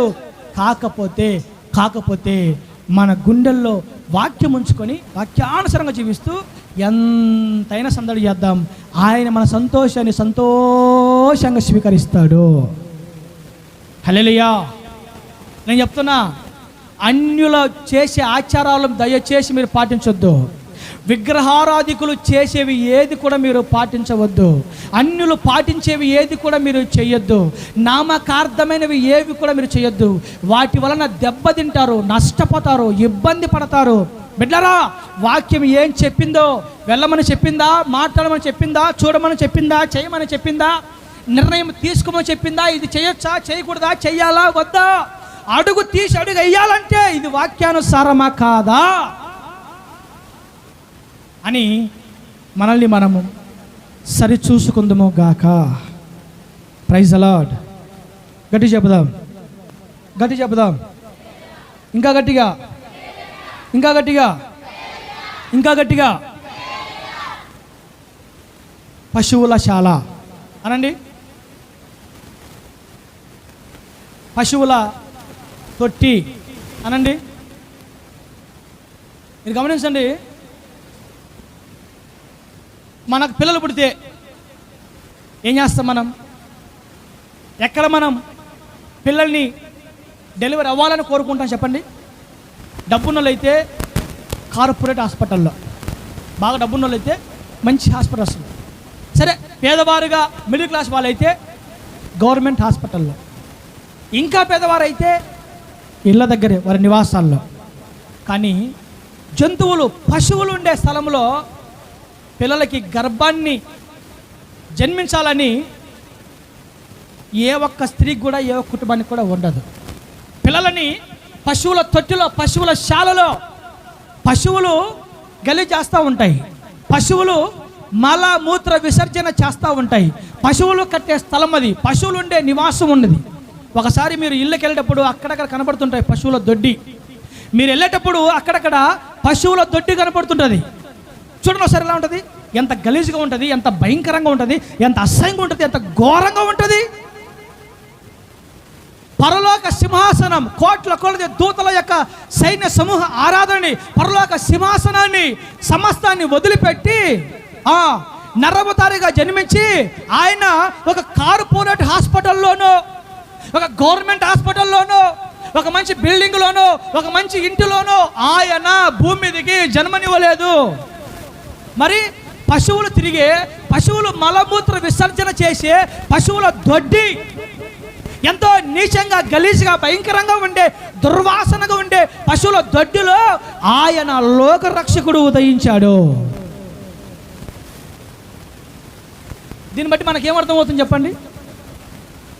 దీన్ని బట్టి మనకేమర్థమవుతుంది చెప్పండి బిడ్డలారా? ఏమర్థమవుతుందంటే దీన్ని బట్టి దేవుని యొక్క తగ్గింపు మనకు అర్థమవుతుంది. ఆయన ఎంత తగ్గింపు గలవాడో మనకు అర్థమవుతుంది. ఆయనలో ఎంత దీనత్వం ఉందో మనకు అర్థమవుతుంది. ఆయనలో ఎంత విధేయత ఉందో మనకు అర్థమవుతుంది. సాక్షాత్తు దేవుని కుమారుడిగా ఉండే దేవాది దేవుడు పరలోక సర్వ సైన్య సమూహాన్ని విడిచిపెట్టి, పరలోక సింహాసనాన్ని పక్కన పెట్టి ఒక మనిషిని ఎన్నుకొని ఆ మనిషి ద్వారా జీవలోకానికి వచ్చి, అది కూడా పశువుల దొడ్డిలో జన్మించి లోక రక్షకుడిగా ఆయన అవతరించాడు భూమి మీద. పరలోక సింహాసనం ఎక్కడ?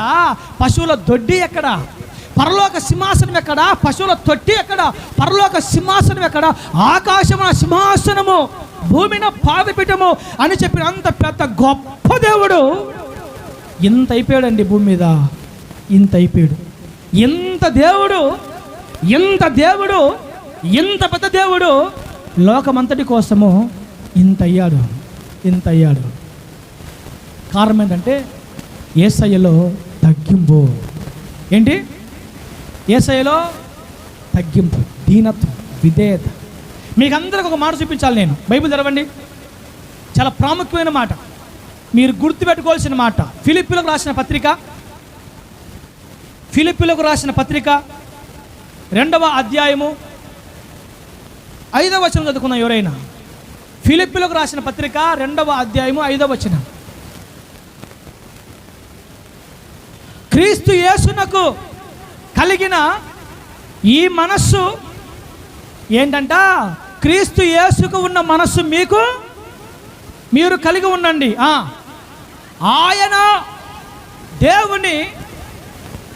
దేవుని స్వరూపము కలిగిన వాడై ఉండి దేవునితో సమానముగా ఉండుట విడిచిపెట్టకూడదని భాగ్యమని ఎంచుకొనలేదు కానీ, అబ్బా బాగా వినాలమ్మా, మనుషుల పోలికగా పుట్టి దాసుని స్వరూపము ధరించుకొని తన్ను తానే రిక్తునిగా, వట్టివాడిగా, ఏమి లేని వాడిగా చేసుకొనెను. మరియు ఆయన ఆకారమందు మనుష్యుడిగా కనపడి మరణము పొందునంతగా, అనగా శిలువ మరణము పొందునంతగా విధేయత చూపిన వాడై తన్ను తాను తగ్గించుకొని. గట్టిగా ఆయన చప్పట్లు కొట్టాలి, గట్టిగా యేసయ్యకి చప్పట్లు కొట్టాలి, గట్టిగా మీ శక్తి కొలది యేసయ్యను ఆరాధించాలి చప్పట్లు కొట్టి. దేవుని స్వరూపము కలిగిన వాడై దాసుని స్వరూపము ధరించుకొని మనుషుల పోలికగా పుట్టి రిక్తుని రిక్తునిగా తన్ను తాను చేసుకొనెను. దేవుని స్వరూపం ఏమైంది? దాసుని స్వరూపం అయింది. దేవుని స్వరూపం ఏమైంది? మనుషుల పోలికగా మారిపోయింది. దేవుని స్వరూపమును విడిచిపెట్టి రిక్తునిగా, వట్టివాడిగా, ఏమీ లేనివాడిగా చేసుకున్నాడు ఆయన. ఇంకా అంటాడు, తన్ను తాను శిలువ మరణము పొందునంతగా తగ్గించుకొనెను. హల్లెలూయా. నా దేవుని బిడ్డలారా, నా వైపు చూడండి ఒకసారి. యేసయ్య ఎంతగా ఆయన తగ్గింపు గురించి బైబిల్లో రాయబడిందంటే, తగ్గింపు జీవితం అనేది ఎంత అవసరం అంటారు? తగ్గింపు అనేది ఎంత అవసరం అంటారు? తగ్గింపు జీవితం అనేది ఎంత శ్రేష్టమైంది అంటారు? తగ్గింపు జీవితం అనేది ఎంత అత్యవసరం అంటారు చూడండి. ఎందుకు ఇలా చేశాడు యేసు ప్రభువా? కార్పొరేట్ హాస్పిటల్ లేవా? ప్రభువా, మంచి మంచి బిల్డింగ్లో పుట్టొచ్చు కదా? ప్రభువా, లోకములు ఎన్నో పేరు ప్రఖ్యాతిగాంచిన పట్టణాలు ఎన్నో ఉన్నాయి కదా? మరి బెత్లెహేము చిన్న కుగ్రామం ఏంటి? అందులో పశువుల తొట్టి ఏంటి? పశువుల దొడ్డి ఏంటయ్యా? పశువులు మలమూత్ర విసర్జన చేసే అలాంటి అసహ్యమైన ప్లేసులో నువ్వు పుట్టడం ఏంటి? దేవుని స్వరూపం ఏంటి? దాసుని స్వరూపం ఏంటి? అసలు ఏంది ఇంతగా ఎందుకు అంటే, అక్కడ రాయబడింది, క్రీస్తు యేసునకు కలిగిన మనస్సు మీరును కలిగి ఉండండి. అంటే నా బిడలారా, క్రిస్మస్ పండుగ జరుపుకునే నా క్రైస్తవులారా, క్రిస్మస్ పండుగను ఆచరించే నా ప్రియమైన నా దేవుని బిడలారా, నా పిల్లలారా, నా బిడలారా, నేను ఎలాంటి మనసు కలిగి జీవించానో, ఎలాంటి మనసు కలిగి భూమి మీదకి వచ్చానో, ఎలాంటి మనసు కలిగి భూమి మీద బ్రతికానో, ఎలాంటి ఉద్దేశంతో భూమి మీదకి వచ్చానో, ఎంతగా నన్ను నేను తగ్గించుకున్నాను. మీరందరూ కూడా ఏం చేయాలి? అందరూ కూడా తగ్గింపు జీవితం. నా దేవుని బిడ్డలారా, ఇది చాలా అత్యవసరం, ఇది చాలా ప్రాముఖ్యం. క్రైస్తవుడు ఎవడయ్యానంటే విధేయత గలవాడు. క్రైస్తవుడు ఎవడయ్యానంటే తగ్గింపు స్వభావం గలవాడు. క్రైస్తవుడు ఎవడయ్యానంటే యేసుక్రీస్తు ప్రభువుని చూపించేవాడు. యేసు ప్రభుకున్న మనసు కలిగిన వాడు క్రైస్తవుడు. ఎందుకు యేసు ప్రభు పశువుల దొడ్డిని ఎన్నుకున్నాడంటే, మనకు నేర్పించడానికి, మనకు చూపించడానికి, మనము కూడా అలాంటి మనసు కలిగి జీవిస్తామని.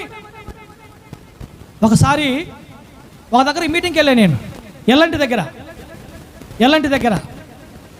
దగ్గర మీటింగ్కి వెళ్తే, ఒకసారి కొంతమంది పాస్టర్లతో పాటు మేము వెళ్ళాము. ఆ దేవుని బిడ్డలారా, అక్కడున్న పాస్టర్ గారు ఏం చేశారంటే, కావాలని 5 మంది పాస్టర్లు వెళ్ళాం. 5 మంది పాస్టర్లు వెళితే, ఈ పాస్టర్ గారు కావాలని ఏం చేశాడంటే, ఆ ఇంటి విశ్వాసం చేత 4 కుర్చీలు తెప్పించాడు. ఎన్ని కుర్చీలు? 4 కుర్చీలు తెప్పించాడు. ఎంతమంది పాస్టర్లు ఉన్నామాడా? 5 మంది ఉన్నాం. కుర్చీలు ఎన్ని? 4 కుర్చీలు తెప్పించాడు, వరుసగా వేసాడు. సరే, ఇంకా ప్రార్థన స్టార్ట్ అయింది, కూర్చోడానికి వెళ్తున్నాం. వెళ్తున్నా ఆయన ఏం చేశాడంటే, కావాలని ఆయనకు ముఖ్యమైన వారు, ఆయనకు ఇష్టంగా ఉన్నవారు ఆ 4 పాస్టర్ని, 3 ఆయనతో పాటు 4 కూర్చోబెట్టి, వాళ్ళే వరుసగా ఇక్కడ ఒకరిని మధ్యలో ఆయన ఒకరిని కూర్చోబెట్టాడు. నేను కూర్చుందామని పోతే ఆడ కుర్చీ లేదు. నాకంటే చిన్న అబ్బాయి, నాకంటే తర్వాత వెనకాల సేవకు వచ్చిన ఒక చిన్న అబ్బాయి, వానికి కుర్చేసి వాడిని కూర్చోబెట్టాడు. ఆడ నేను కూర్చోడానికి వెళ్తే వాడిని కూర్చోబెట్టేశాడు. ఇంకా నాకు కూర్చోడానికి స్థలం లేదు. ఎక్కడ కూర్చోవాలి? ఇంకా నేను కూర్చుంటే విశ్వాసంలో కూర్చోవాలా, లేదంటే అక్కడ చెట్టు కింద అరువు ఒకటి ఉంది, ఆ అరువు మీద కూర్చోవాలా? సరే, అప్పటికే మనము దేవుని సేవలో ఉన్నాం, దేవుని సేవలో సాగిపోతూ ఉన్నాం. అప్పటికే మనం దేవుని స్వార్థ ప్రకటిస్తూ పాస్టర్గా చలామణి అయిపోతూ ఉన్నాం. ఇప్పుడు పాస్టర్ 4 తెప్పించి 4 కుర్చీలో కూర్చోబెట్టించాడు. నాకు కూర్చొని కుర్చీ లేదు. విశ్వాసులందరూ నా సైజు చూస్తూ ఉంటారు. అక్కడ ఉన్న వాళ్ళందరూ పాస్టరు నా సైజు చూసి చూడనట్టుగా మొహం తిప్పేసుకున్నాడు. నేను అడగలేను కదా నాకు కుర్చీ ఇవ్వండి అని, నేనైతే అడగలేను. ఏం చేయాలా? ఇంకా నాకు అర్థం కాల. ఒక 5 నిమిషాలు ఏడుపు వచ్చేసింది, భలే బాధేసింది. అంటే అది పొరపాటు జరిగింటే ఏమనుకోవచ్చు, అది కావాలని చేశాడు అతను. సరే, పిలిచి ఇంత అవమానపరచడం అవసరమా? అసలు పిలవకున్నా పోయింది కదా, అసలు పిలిచి ఇలా అవమానపరచాలా అని బాధ అనిపించింది. ఏం చేయాలో అర్థం కాక అక్కడ దూరంగా కొంచెం అక్కడ చెట్టు ఉంటే, ఆ చెట్టు కిందకి వెళ్ళి ఆ అరువు మీద కూర్చున్నా. ఆడ కూర్చొని వాక్యం విన్నాను, ఆడ కూర్చొని ప్రార్థన చేశాను, ఆడ కూర్చొని పాటలు పాడాను, ఆఖరికి ఆడ కూర్చొని తిరిగి ఇంటికి లేచి వచ్చాను. చూడండి, ఆ రోజు రాత్రి నాకు నిద్ర పట్ల. నాకంటే చాలా లేటుగా, చాలా చిన్నవాడుగా ఉన్న వాడిని కుర్చీలో కూర్చోబెట్టి తోటి సేవకుడుగా ఉన్న నన్ను కావాలని అవమానపరిచి కుర్చీ లేకుండా చేసి అతను రాక్షసానందం, అది రాక్షసానందం, అది మామూలు ఆనందం కాదు, రాక్షసానందం, అది సైకోయిజం అంటారు దాన్ని. కావాలని అలా చేసి నన్ను అవమానపరిచాడు. బిడ్డలారా, నాకు అర్థమైంది విషయము. నేను కూడా సైలెంట్ అయిపోయి ఏం మాట్లాడాలా, కుర్చీ ఇవ్వండి అని కానీ, ఆడ కూర్చోబెట్టలేదని కానీ ఏ ఒక్క మాట కూడా మాట్లాడలేదు. కాముగా అయిపోయాను. దూరంగా ఆడ అరువు ఉంటే చెట్టు కింద ఆ అరువు మీద కూర్చొని వాక్యం వేసి పాటలు పాడి ప్రార్థన వచ్చేసాను తిరిగి. ఆ రోజు నేను బాధపడ్డానండి. ఆ రోజు రాత్రే ఆ పాస్టర్ని వదిలేశాను. ఆ రోజు రాత్రి ఆ పాస్టర్ని వదిలేసి పక్క రోజే తట్టాపుట సర్ది మా ఊరికి వెళ్ళిపోయాను. ఆ రోజే 2018 సంవత్సరం డిసెంబర్ ఇదే నెలలో, అది 5వ తేదీ 6వ తేదీ తెలియదు, ఇదే నెలలో ఎల్లంటికి మీటింగ్కి వెళితే ఆ పాస్టర్ గారు కావాలి అందరు కుర్చీలేసి నాకు కుర్చీ లేకుండా చేశాడు. నాకంటే వెనకాల వచ్చిన చిన్నోడిని వాడిని కూర్చోబెట్టిన అవమానపరిచాడు. తెల్లవారులు ఆలోచించాను, నిద్రపట్టలేదు, ఇంకా వద్దు షెట్గానే వెళ్ళిపోయిన ఊరికి. అంటే నేనేం చెప్తున్నానంటే, తోటి సేవకుడుగా ఉన్న నేను కుర్చీ లేకపోయేసరికి ఆ రోజు ఎంత బాధపడ్డానంటే, ఎంత ఏడ్చాను, ఎంత కృంగిపోయానంటే, కావాలని అవమానపరిచాడు, నాకు కుర్చీ లేకుండా చేశాడు. నేను కూడా సేవకునేగా, నేను కూడా పాస్టర్నేగా, నేను కూడా దైవజన్నే కదా, ఎందుకు అవమానపరిచాడు అని కుర్చీ ఇవ్వలేదు. నేను బాధపడిపోయాను. నాకు అనిపిస్తూ ఉంది, కుర్చీ కాదురా, పశువుల దొడ్డులో ఉన్నా నేను. నీకైనా కుర్చీ లేదురా నా కొడక, నీకైనా కుర్చీ లేదురా, కుర్చీ లేదురా నాకు. మరి ఏ సత్రంలో స్థలము లేదురా. ఆ బెత్లెహేము ప్రాంతంలో ఏ ఇంటికి వెళ్ళినా పెళ్లి కాకుండా గర్భం వచ్చింది. దీనికి పెళ్లి కాకుండానే దీనికి గర్భం వచ్చింది. ఎలా చేర్చుకోవాలి? మా ఇంట్లో వెళ్ళిపో, ఇంకొక ఇల్లు. దీని పెళ్లి కాకుండా గర్భం ఎలా వస్తుంది? యోసేపా అసమర్థుడా, ఏ మనిషి అంటారా? ఎవరితోనో కడుపు తెచ్చుకుంటే గర్భం వస్తే అలాంటి మనుషుల మనకు తిరగతా ఉండవు. నువ్వే మనిషిరా అని తోటి బంధువులు. సరే, ఏ ఇంట్లో వస్తారు? అయ్యా ఒక 5 నిమిషాలు నా భార్య ప్రసూదనాలు నిండాయి, లేదు పెళ్లి కాకుండా గర్భం వచ్చింది, మేము అవకాశాలు ఇయ్యం. మేము ఎంత ఘోరం అంటే, ఏ ఇంటికి వెళ్ళినా, ఏ స్థలానికి వెళ్ళినా, ఏ ప్లేస్కి వెళ్ళినా పెళ్లి కాకుండా గర్భం వచ్చింది. ఇది మరి ఏంటో మరి మాకు తెలీదు, ఇది అసహ్యము, మోసే ధర్మశాస్త్ర ప్రకారము అది తప్పు, అలా జరగకూడదు, అలాంటి స్త్రీని బ్రతకనీయకూడదు, రాళ్లతో కొట్టి చంపాలా. యోసేపు మరి ఎక్కడో ఆ గర్భం వస్తే నువ్వెందుకు ఇలా పెట్టుకొని తిరుగుతున్నావు, వదిలేసాయి అని మాట్లాడే వాళ్ళు ఎంతోమంది. మూలుగా నక్క మీద తాటికే పడినట్టుగా స్థలం లేక వాళ్ళు బాధపడుతుంటే, గర్భం వచ్చింది పెళ్లి కాకుండా నువ్వు ఒకడు, యోసేపు ఎందుకు ఇలా పట్టుకుని విడిచేసేది ఇంకొకడు.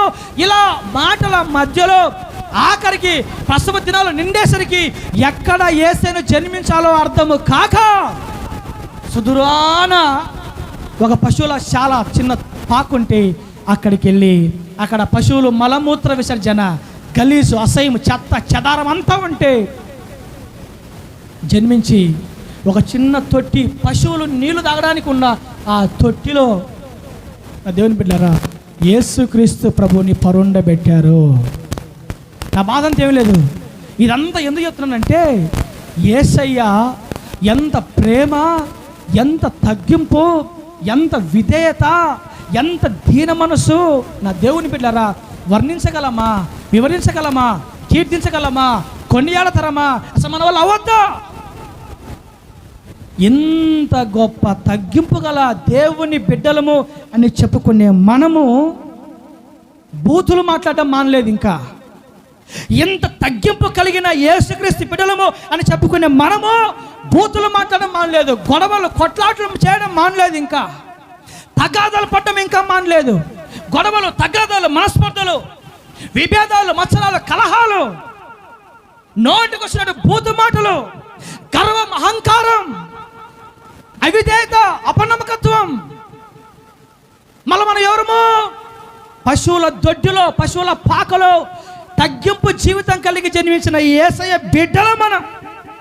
అందుకే భక్తులు అంటాడు, అమ్మలారా బిడ్లారా, క్రీస్తు యేసునకు కలిగిన ఈ మనస్సు మీరు కలిగి ఉండండి.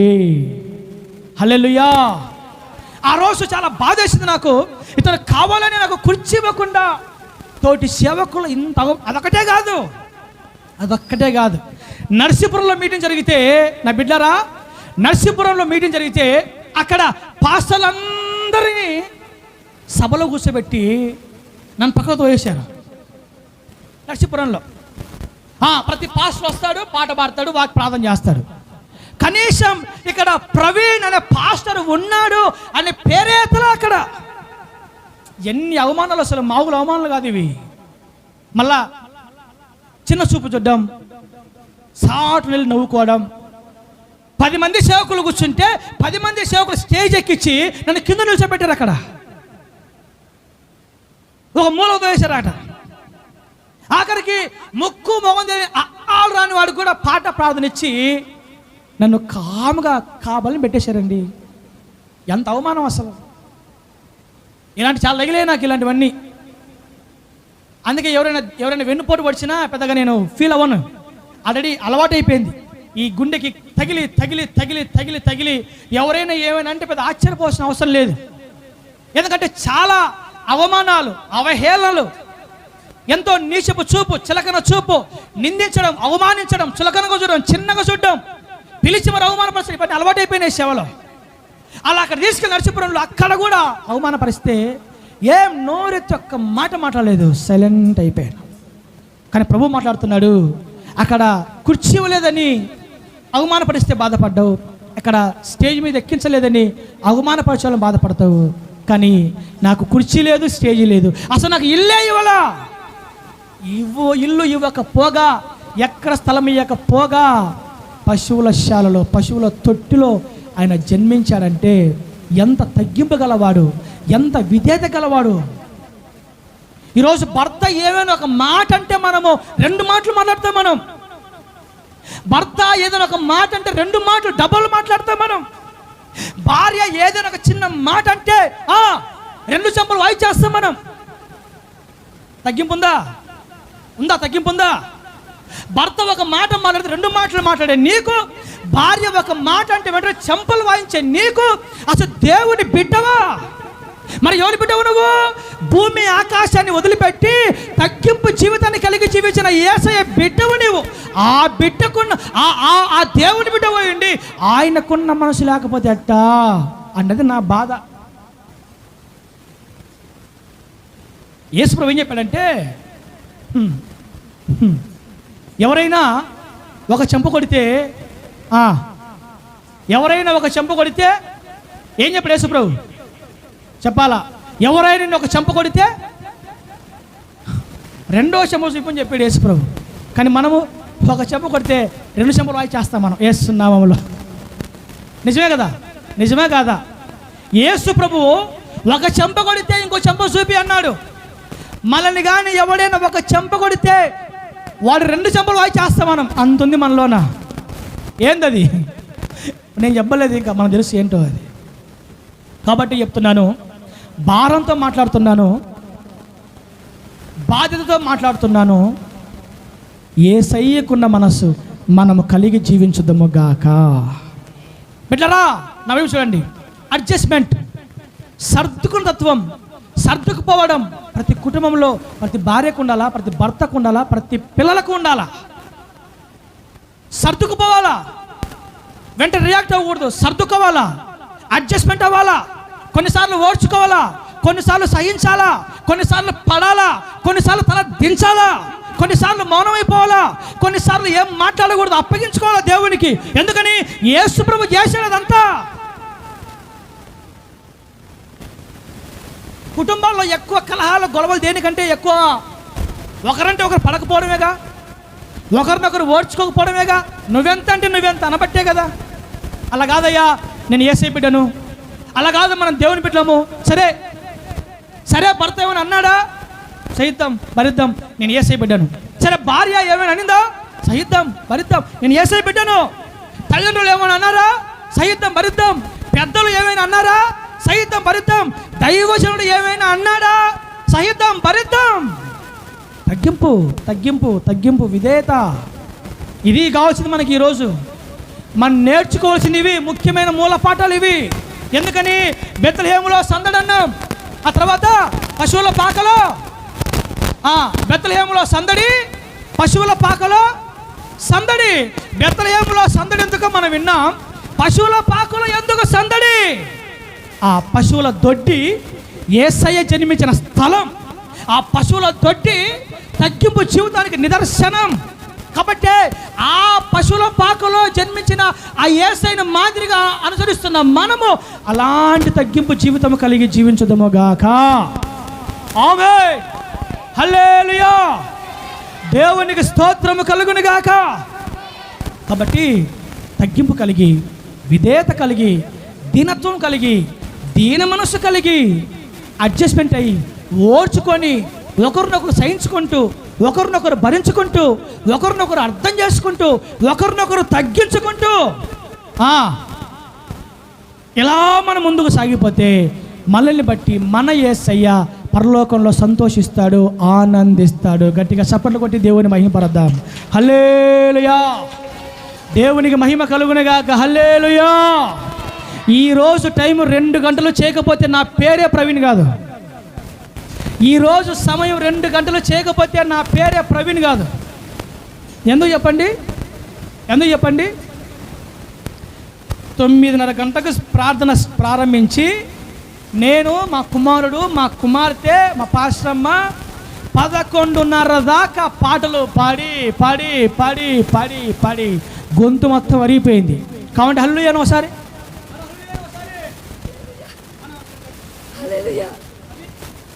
అది గొంతు. ప్రార్థన అయిపోయినాక ఎవరో ఒకరు ఏమైనా చేస్తారు మనకి, ఎడ తినాలా? గొంతు నొప్పి అంట. ఎందుకు నొప్పి వచ్చింది? పాడి పాడి పాడి పాడి పాడి పాడి పాడి పాడి. మేమేమో పాడిందే పాట పాడి గొంతులు పోగొట్టుకుంటే మీరేమో 12కు 11కు నైస్గా వస్తారా? నేనంత అమాయకున్నా? నాతో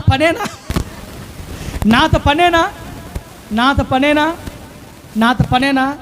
కంటి కనపడను నేను. కంటి కనపడకుండానే స్కాన్ చేస్తా. యేసయ్య కృపించాడు నాకు, ఎందుకో నాకు తెలియదు. మరి శారదక్క, యేసుప్రభు ఆ కృపించాడు నాకు, ఎందుకో అది నాకు తెలీదు.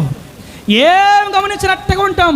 Scan, MRI scan, CT scan, X ray అన్ని తీస్తూ ఉంటాయి. ఇక్కడ తిరుగుతూ ఉంటాయి. ఎట్లా డీల్ చేయాలో వీళ్ళని, ఎలా డీల్ చేయాలో అలా డీల్ చేయాలా, ఎట్ట కొట్టాలో వీళ్ళని. అప్పుడే మన దారికి వస్తారు. ఆ మాత్రం లేకపోతే సేవాడు చేద్దాం చాలా కష్టం కదా. కాబట్టి ఈ క్రిస్మస్ సందర్భంగా ప్రభువు నా అంతరంగంలో నా గుండెను ప్రేరేపించిన మాట ఏంటంటే, బెత్లెహేము రొట్టెల ఇల్లు అని పిలవబడినట్టుగా వాక్యానుసారంగా మనం బ్రతకాలి. రెండోది, పశువుల తొట్టి తగ్గింపు జీవితాన్ని చూపిస్తున్నట్టుగా మనం అందరము తగ్గింపు గలవారముగా ఉందుము గాక. అయితే నా దేవుని బిడ్డలారా, ఇక్కడున్న మన వరకు ఉన్న 20-30 మంది చిన్న సంఘమైనా నాకు ఒక విషయంలో మిమ్మల్ని మెచ్చుకోవాలి. ఒక విషయంలో మిమ్మల్ని మెచ్చుకోవాలి. నాకు ఏమి ఇచ్చినా ఇవ్వకపోయినా, నా ఇరుకు ఇబ్బందుల్లో నన్ను చూసుకోకపోయినా, నా కష్ట నష్టాలు నాకు తోడుగా ఉన్నా లేకపోయినా, ఒక్క విషయంలో మాత్రం మిమ్మల్ని అప్రిషియేట్ చేయాలి నేను. ఏంటి ఆ విషయంలో అంటే, నా దేవుని బిడ్డలారా, ఏమి చెప్పినా అది చేస్తారు, ఏమన్నా అది పడతారు. అది మీకు ఇచ్చిన కృప యేసు నామములో. నన్ను మీరు పోషించకపోవచ్చు, నా కష్టాలు ఇరుకు ఇబ్బందులు తోడు ఉండకపోవచ్చు. కానీ మిమ్మల్ని బట్టి నాకు సంతోషం ఏంటంటే, నేను ఏ నిర్ణయం చెప్పినా, ఏ ఆలోచన కొంచెం జారీ అయినా దానికి శిరస వహిస్తారు చూడు. అది నాకు మీ మీద ఎక్కువ ప్రేమ. నాకు దాన్ని బట్టి నాకు ఎక్కువ ప్రేమ ఉంటుంది. అంతే కదా. ₹1,00,00,000 ఇవ్వడం కంటే కూడా మాట విన్నాము అనుకో సంతోషం నాకు. ఇంకా ఏమి ఇకపోయినా పర్లేదు, మాట వింటా, మాటకు లోబడితే ఎంత సంతోషం, ఎంత హ్యాపీ. అది ఇక్కడున్న మనలో కొద్ది మందిలో ప్రతి ఒక్కరిలో ఉందన్న సంగతి నాకు బాగా తెలుసు. కాకపోతే నా విషయాలు తగ్గించుకుంటారు మీరు, నా విషయంలో బాగా తగ్గించుకుంటారు మీరు. మంచిది, నేను కాదనను. కానీ దేవుడి విషయంలో కూడా మనం తగ్గించుకుంటే ఇంకా బాగుంటుందన్నా. అమ్మా, దైవజనుడిగా నేను ఏమన్నా ఏం గద్దించినా, ఏం ఖండించినా ఇది తప్పు కాదు, ఇలా చేయొద్దు, ఇలా చేయకూడదు, ఇక్కడికి వెళ్ళకూడదు, అది రాంగు అని ఎంత కరాఖండితంగా చెప్పినా లోబడి మీరు తగ్గించుకుని, మీరు నా మాట వినే మీరు నా విషయంలోనే కాదు నా దేవుని విషయంలో కూడా తగ్గింపుంటే ఇంకా సంతోషము, ఆనందము, సంబరము. హల్లెలూయా. నేనైనా మీరైనా మనమందరం ఒక దినాన మట్టిలో కలిసిపోవాలా, దేవుని దగ్గరికి వెళ్ళాలా. నా దేవుని బిడ్డలారా, కానీ మన దేవుడు ఆరాధనకు యోగ్యుడు, స్తుతులకు పాత్రుడు కాబట్టి ఆయనకున్న తగ్గింపు మనసు మనము సంపూర్ణంగా కలిగి జీవించుదాము గాక. నేర్చుకోండి. ఏమైనా ఇంట్లో ప్రాబ్లమ్స్ అయితే నా మాట గుర్తు చేసుకోండి. ఏవైనా వ్యతిరేకతలు, పోరాటాలు, డిస్టర్బెన్స్ కుటుంబంలో తలెత్తితే నువ్వెంతరా అంటే నువ్వెంతే అంటే నువ్వెంత. వద్దు. Be silent. తగ్గింపు, సహనం, ఓర్పు, ఇది మనలో మన దేవుడు చూస్తే చాలు. హల్లెలూయా. కాబట్టి నా దేవుని బిడ్డలారా, ఇలాంటి ఆత్మానుసరమైన మార్గంలో మనం నడుచుకుంటూ మనం క్రిస్మస్ పండుగ చేసుకొని సంతోషిద్దాం, ఆనందిద్దాం, హ్యాపీగా గడుపుదాం, ఉల్లాసంగా, ఉత్సాహంగా మన పండుగ చేసుకుని సంతోషిద్దాం. మంచిదే, మన పండుగ చేసుకోవాలా, సంతోషించాలా, ఆనందించాలా, ఎగిరి గంతేయాలా అవసరమైతే. అయితే ఆత్మ సంబంధమైన గుణగణాలు మనం కలిగి జీవిస్తూ ఈ పండుగ చేసుకుంటే ఇదొక అర్థవంతంగా ఉంటుంది. దేవుడు కూడా దీన్ని బట్టి సంతోషిస్తాడని నా ఉద్దేశం, అంత ఇంకేమీ లేదు బిడ్డలారా. కాబట్టి ఆలోచించండి. వాక్యం మరలా చెప్తున్నా, మనం తీసుకునే కొన్ని నిర్ణయాలు వాక్యానుసారమో కాదో ఆలోచించుకోండి. తీసుకునే నిర్ణయాలు వాక్యానుసారమో కాదో ఆలోచించండి. రక్షించబడ్డాం మన దేవుని పిల్లలు. మనం కొన్ని ప్లేసులకు వెళ్ళకూడదు, కొన్ని స్థలాలకు వెళ్ళకూడదు. మనం రైట్ కాదు, వాక్యానుసారం కాదు. అది జాగ్రత్త. నష్టపోతాం తద్వారా, ఇబ్బంది పడతాం తద్వారా. మనం ఏర్పరచబడ్డాం, ప్రత్యేకించబడ్డాం. నదిగా ఆయన సింహాసనాన్ని వదిలిపెట్టి పశువుల దొడ్డిలోకి వచ్చాడు. తగ్గింపు. కన్యమరియ గర్భాన్ని ఎంచుకున్నాడు ఆయన. కన్యమరియ అంటే అర్థమవుతుంది, కన్య అంటే పవిత్రత, పరిశుద్ధత. కన్యమరియ గర్భము అని అంటే నా దేవుని బిడ్డలారా, మరియమ్మ పవిత్రమైనది, పరిశుద్ధమైనది. పవిత్రమైంది, పరిశుద్ధమైంది. ఏ తప్పు, ఏ పాపం చేయని, ఏ లోపం, ఏ బలహీనత లేనిది పవిత్రురాలైన కన్యక. సంఘం అనబడే స్త్రీ యేసయ్య దృష్టికి పవిత్రంగా, పరిశుద్ధంగా, నిర్దోషిగా ఉంటే చాలు. దేవుని రాకలో మనం ఎత్తబడే సంఘంగా మన సంఘాలు ఉంటాయి. ఎన్ని చేసినా పవిత్రత, పరిశుద్ధత అనేది మన జీవితాల్లో లేకపోతే నా దేవుని బిడ్డలారా, మనం నష్టపోతాం, విడబడతాం, పరలోకానికి వెళ్ళాం, అగ్నిగుండానికి వెళ్తాం మనం. మరియమ్మ ఎందుకు మరియమ్మని యేసయ్య ఎన్నుకున్నాడు? ఏ అమ్మ లేదు. సువార్తం ఉంది, మార్తం ఉంది, సలోం ఉంది, చాలా అమ్మలు ఉన్నారు బైబిల్లో. అమ్మలు చాలా ఉన్నారు బైబిల్లో. కానీ ఆ మరియమ్మే ఎందుకు ప్రభు? మరియమ్మే కావాలా నీకు? ఎందుకంటే ఆ మరియమ్మ పవిత్రమైనది, పరిశుద్ధురాలు. తలంపుల్లో, మాటల్లో, చూపుల్లో, ఊహల్లో, ఉద్దేశాల్లో, జీవితంలో, బ్రతుకుల్లో, ప్రవర్తనలో, సమస్త విషయంలో పవిత్రురాలైన కన్యక, పరిశుద్ధమైనది. యేసయ్య ఎక్కడ జన్మిస్తాడు? యేసయ్య ఏ కుటుంబాల్లో, ఏ గుడారాల్లో, ఏ నివాసాల్లో యేసుక్రీస్తు ప్రభు ఉంటాడయ్యా అంటే ఏ గుడారం పవిత్రంగా, పరిశుద్ధంగా ఉంటుందో ఆ గుడారాలలో యేసయ్య జన్మిస్తాడు. మరియమ్మను ఎందుకు ఎంచుకున్నాడు యేసయ్య అంటే పవిత్రురాలైన కన్యక, ప్రదానము చేయబడిన కన్యక. కన్యా పవిత్రమైనది బిడ్డలారా. కాబట్టి పవిత్రులను, పరిశుద్ధులనే దేవుడు ఎన్నుకుంటాడు. అపవిత్రులను, అపనమ్మకస్తులను, పాపంలో ఉన్నవారిని యేసయ్య ఎన్నుకోలేడు. కాబట్టి పవిత్రంగా, పరిశుద్ధంగా బ్రతకాలి. నెంబర్ 1 బెత్లెహేమును ఎన్నుకున్నాడు, రొట్టెల ఇల్లు.